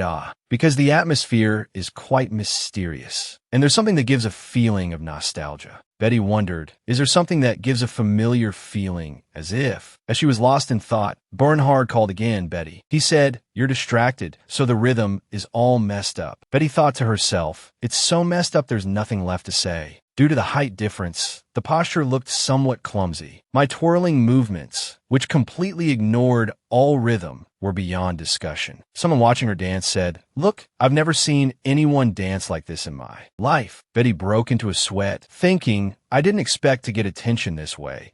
Even the people who were previously only sneaking glances at the princess are now looking at me. Bernhard laughed and said, what an attention grabber. Are you looking at me with that expression? That's a compliment. Betty's face darkened with anger as she thought, how is this fun? After the first song ended, Betty also walked down the hallway, thinking gloomily, it's finally over. Suddenly, a voice called out, Miss Betty. She looked up, and as soon as she saw Lucifer, she exclaimed, Duke, and thought to herself, he must have seen my dancing skills, right? I roughly understand what he wants to say. As expected, he said, you look very tired, miss. May I help you rest for a moment in there? Just talking with Miss Betty is an honor for me. Betty thought happily, that's right, this is a great idea. Anyway, I just need to build a relationship with Lucifer. She spoke up and replied, yes, that's wonderful. And continued to think, instead of struggling with dancing, having a pleasant conversation in the lounge will be much better. I don't want to dance anymore. After thinking, she clasped her hands and added, if you do that, I would be very grateful. Lucifer smiled and said, then let's go to the lounge, thinking it would be that simple. But Bernhard patted her on the shoulder and comforted her in a low voice. Don't be too sad, Betty. The Duke only said that because he's genuinely worried about you. Could it be that you feel ashamed to dance with me? As soon as Betty heard this, she knew this guy is up to his tricks again. So she tried to suppress her anger and said, isn't that so? Duke Lucifer certainly wouldn't lie like that. Bernhard said again, well then, that's right after all. You are such a noble person. To avoid misunderstanding, Lucifer hurriedly explained, I didn't mean it like that. Before he could finish, Bernhard interjected again. How much has this kid been looking forward to this time? Isn't she begging to go with you? So stubborn. See, Betty, the Duke has been so kind. You can't refuse, can you? Lucifer said loudly, That's not it. There's no need to do that, Miss Betty. Betty also quickly waved her hands and said, No, I really want to rest. Let's go inside. Lucifer cut in. Don't say that, Miss Betty. I'm just worried about your health. His tone suddenly changed. That's a useless excuse. Just because you do what you want doesn't necessarily make you a bad child. After an internal struggle, Lucifer gracefully extended his hand. Betty, would you like to dance? Betty broke into a sweat, thinking, such a cute and foolish boy. Glancing at Bernhard, she thought again, you're being controlled by a demon right now. I'm not as weak as you think. Then, feeling helpless, Betty took Lucifer's hand. Yes, thank you. Seeing this, Bernhard turned around in satisfaction and said, That's great, Betty. Well then, I wish you and the Duke a wonderful time. Betty sighed and thought, Before I can escape from the debt-ridden Duke, there's no other way. For now, I can only rely on pure goodwill. Without a single penny of capital, I feel so pathetic. She heard the music and wondered, the next piece is a waltz, isn't it? Are the waltz steps difficult? After a moment, Lucifer said, Betty, if you don't mind, shall we continue the waltz like this? Is that okay? I'm worried your feet will get tired. Betty thought with a forced smile. Anyway, he's such an overly kind child. Even while holding me, his steps are steady and graceful. At this moment, I'm truly surprised to learn that General Marine and Duke Lucifer are the same age. Even as the rhythm gets more and more lively, his steps remain steady, not wavering at all. Looking over at Bernhard dancing with Princess Katerina, Betty continued to think. His expression is so strange, it's worth watching. It seems I'm feeling a little bit of joy. Her thoughts were suddenly interrupted by Lucifer's question. I heard you'll be enrolling in the guide school this spring. It seems your age is still a bit early for that. Do you have a special reason for pursuing a career as a guide? Betty replied, It's not too early at all. I've heard that 13 is a suitable age to enroll. Lucifer asked in surprise, You're 13? Feeling his question was a bit rude, Lucifer quickly said, Yes, I'm sorry. Betty just smiled. It's okay. The Duke didn't believe it at first either. Changing the subject, I've also heard about your brilliance, Duke Lucifer. I heard that Princess Katerina and Duke Lucifer take turns holding the top spot. Lucifer blushed slightly and said, That is a pride I must maintain. Hearing that, Betty thought, Such a blatant compliment makes me a little embarrassed. That's right, for a straightforward person like him, this kind of flattery isn't very suitable. So she changed the subject again and asked, What are you planning to do for the upcoming summer vacation, Duke? Lucifer replied, I don't have any specific plans yet, but during the summer vacation, I usually go down to my domain to inspect the ongoing projects. Betty said in surprise, Oh, that sounds like a grown-up. What kind of business are you in? At the same time, she also thought, one thing I overlooked while getting caught up in a close relationship with Lucifer. The warnings that were passed down many times right after Christine, who was possessed by the monster, the evil bear, appeared immediately. Lucifer's expression became serious. He called out, Betty, perhaps. The thing she forgot was never express interest in Duke Lucifer's business during the party. Sure enough, that seemed to activate Lucifer's machine. He began to ramble. Did you know that every year, nearly 70% of them have to live through a year with less than 50 coins? Of course, Miss Betty must know this, because before receiving support, you were one of those children. So do you know how much money the children in the remaining 30% spend each year? Surprisingly, 30% of the upper class spend an average of about 1,000 coins per year. And most of that is spent on luxury items and entertainment like riding horses or magic technology toys. Items that after a few plays, when a novelty wears off, are thrown into storage and never looked at again. I simply gather the excess resources of that 30% group of children and distribute them to the remaining 70%, just with a few dresses that are no longer new or don't fit because the children have grown. Betty stared blankly, thinking it sounds interesting. Lucifer is quite good at business. He's a very smart boy when it comes to calculations. Moreover, she replied, However, Duke, the amount of donations is really too small, so it will be difficult in the long run. I'm sorry to have to say this, but honestly, I'm also not sure if that relief camp can last long. Seeing Lucifer's eyes light up, she also secretly marveled. Even when I point out a weakness, he doesn't get upset at all, but his eyes light up. How adorable. Lucifer casually nodded. Of course, there are still many shortcomings. However, you can't force donations. It can't be called goodwill if the act expects something in return. Betty said in a low voice, I understand what the Duke is saying, but to be honest, in this world, how many people truly want to help others purely? How many are willing to contribute every month without their hearts changing? Lucifer agreed. I completely understand as well. You must be impatient with people like me, who grew up like flowers in a greenhouse. Betty thought to herself, Duke Lucifer is someone with extremely conflicting reputations in society. Some see him as an oddball who only chases fanciful dreams and panders to the poor. There are also those who praise him as the reincarnation of a true angel. But in my opinion, he's just a duke who wants to help people so much he can't stand it. Then she said, even if there aren't any to encourage donations, there's an advertisement on the bottom of page 3 of the Noah newspaper. Of course, promotion is also necessary, but even with promotion, you still need appealing items to capture people's attention, right?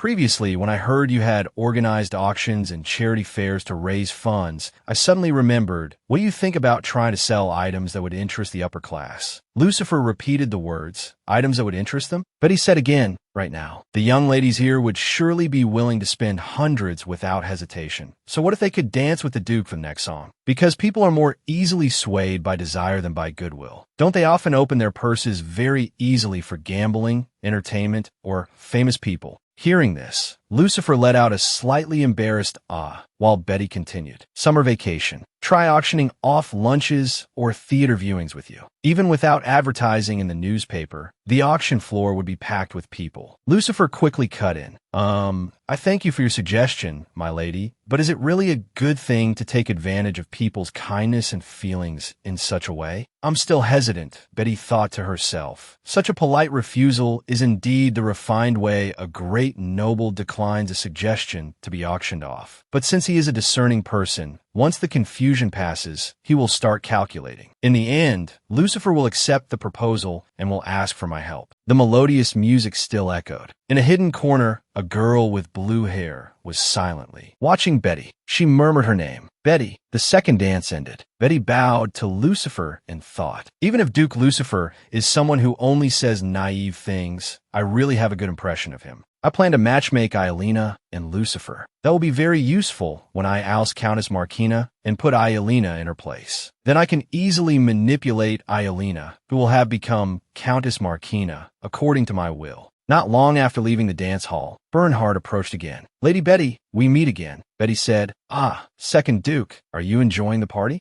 He replied and asked back, Of course. Are you tired, my lady? If not then. Seeing Bernhard extend his hand, Betty thought to herself, Ah, it's an invitation to dance. Surely, getting closer to the great nobles is beneficial. No matter what I have to do, I will escape from Zenus. But do I really have to dance this dance? Then she replied, Yes, but I'm a little tired. Instead of dancing, I'd like to sit and rest for a moment. Suddenly, Bernhard's voice rang out. Betty, in a miraculous way, he leaned on her shoulder and said, Kid, you shouldn't befriend gloomy men who live in the northern regions. Just be a little nice to him, and he'll have already named his son. Bernhard said politely, Duke Zenus, could you please wait a moment? I haven't finished my conversation with Lady Betty yet. Hearing this, she told herself, I have to end this before it gets more complicated. After thinking, Betty spoke up. Well, I'm a little tired today. The words had just left her mouth when another person approached. The girl with blue hair, named Veronica, said, You're Lady Betty, aren't you? You're under the patronage of Duke Zenus, right? She covered her mouth with a folding fan, speaking with an arrogant expression. Excuse me, I've come on behalf of my shy younger brother to ask you for a dance. Have you chosen a partner for the polka yet? Betty thought to herself, Lady Veronica of House Mattia, why is she appearing here? She's just someone I met today. At the same time, she replied, Ah, no, but today, not waiting for her to finish, Veronica cut in. Oh, that's wonderful then.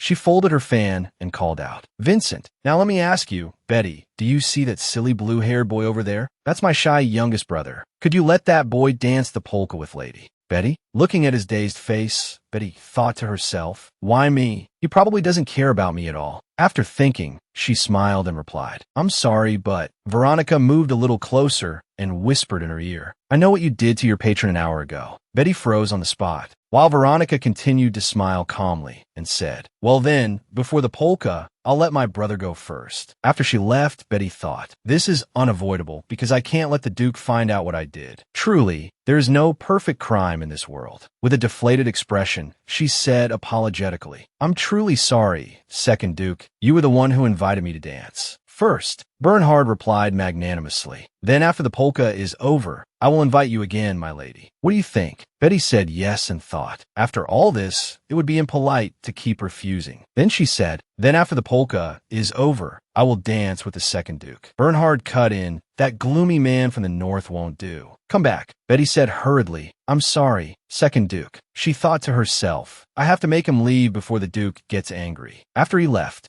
Bernhard asked suspiciously, what did Lady Madia just say to you, kid? Betty was startled. Oh, she thought again. The fact that you were harassed by Iang Zich today was actually my prank, although it wasn't intentional. I can't say that the lady used that as a reason to threaten me and force me to choose her brother as my dance partner. Bernhard waited for a long time without an answer, so he asked again, what did you just say, kid? Having no other choice, Betty changed the subject. Duke, why did you say such things? I don't like that. Bernhard asked back, why not? I was just telling the truth. Lucifer and this guy are no different. Don't be fooled by those who are just flashy on the outside. Betty, people who are busy saving face will only make you suffer more. Betty frowned and cursed inwardly. Good heavens, that detestable bastard. In her anger, she said, Duke, thank you for your concern, but you can't interfere with my relationships bit by bit like this. Second Duke Gladiol was concerned, worried that I couldn't adapt. As for Duke Lucifer, I simply like Duke Lucifer.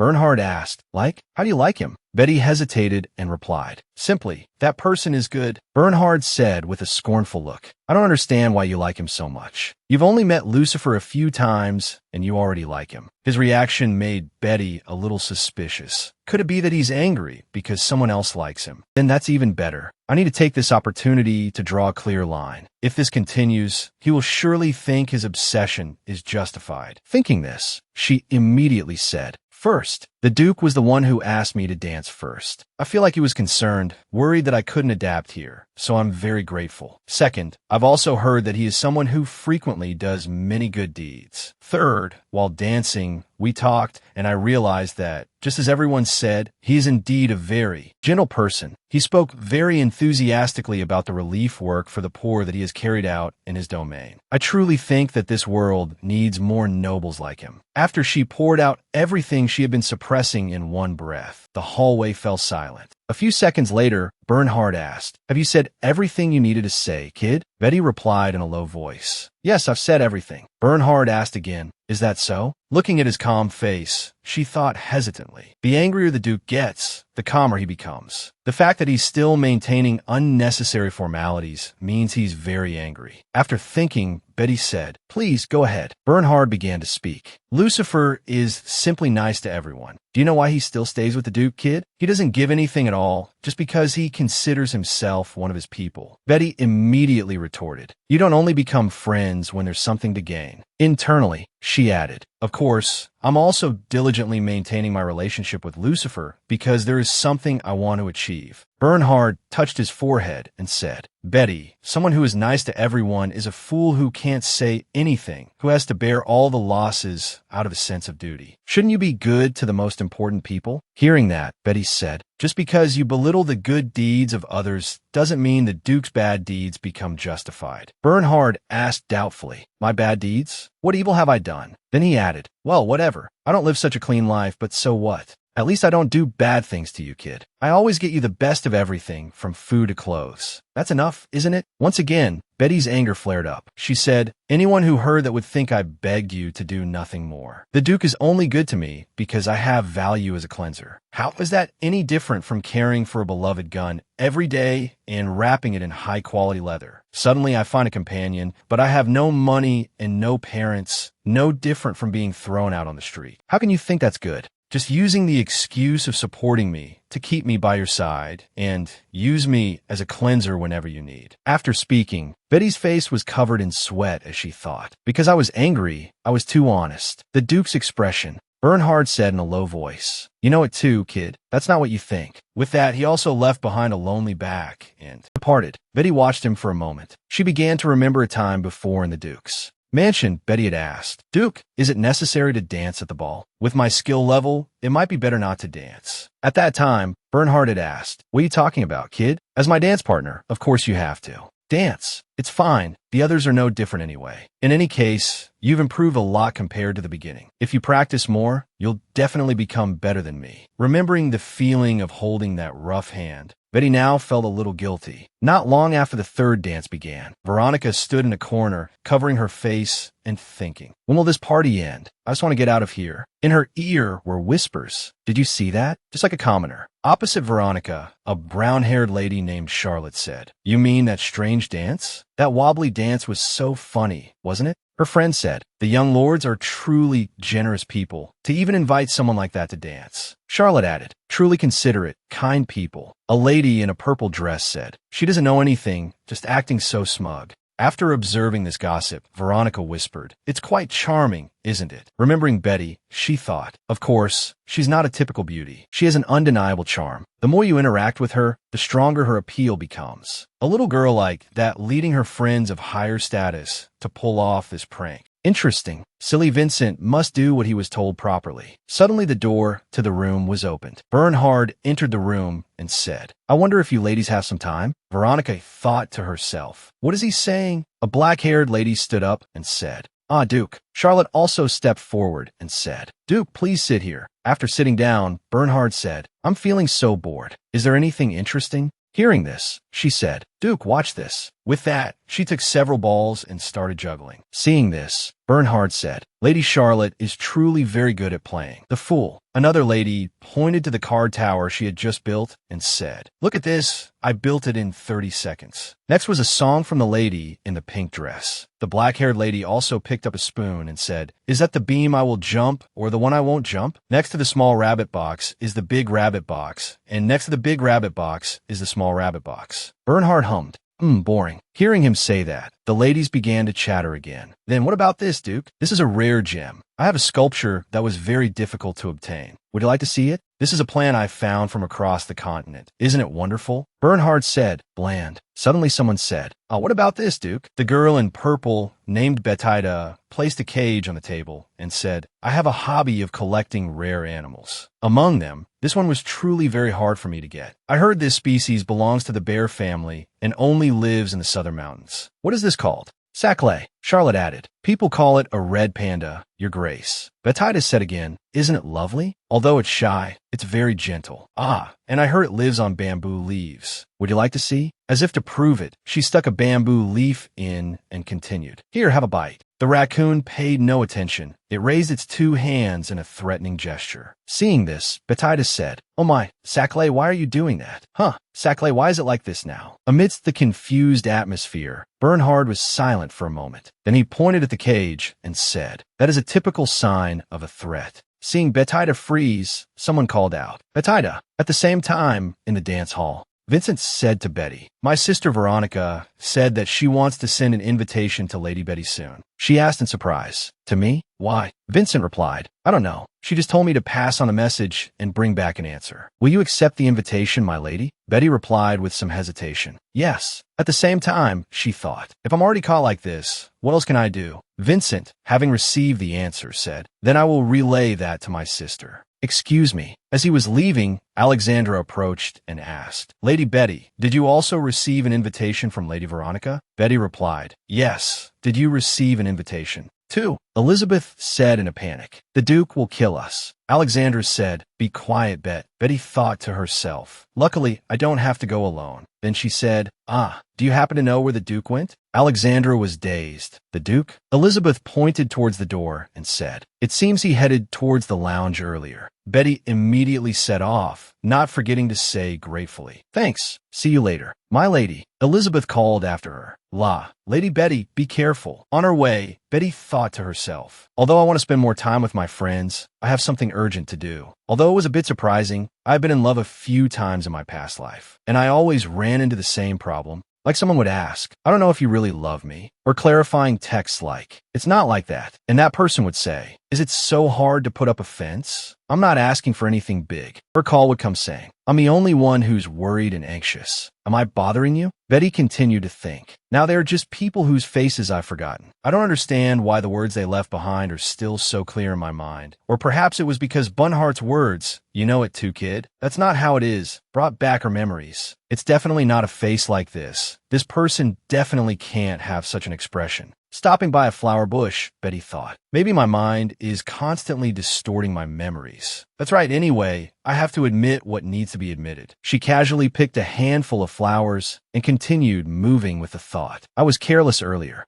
I just didn't want to leave any opening for that Duke. My attempt to act tough inadvertently created an opportunity for me to have to apologize. But do I need to be so sad about it? My heart wants to take this opportunity to be cold, to cut off all feelings. The Duke's face lingering in my head is so annoying. Anyway, strange and deviant people are really hard to deal with. In the lounge, Charlotte said, "So cute, can I hold it once?" Bernhard, holding the raccoon in his arms, said, "No, and please switch places with the lady over there." Charlotte said, displeased, "Huh, you just told me I was the most beautiful." Bernhard replied, "That was then, now I'm bored. Switch places." Betty, who had just reached the door, heard the conversation and became so angry a vein throbbed in her head. This guy, making others worry while he's just having fun by himself. Shameless. She turned back. "All right, let's go back. I'll just focus on improving my social relationships." Suddenly the door opened. Bernhard put his hand on her shoulder and asked, "Why did you come all this way, just to leave?"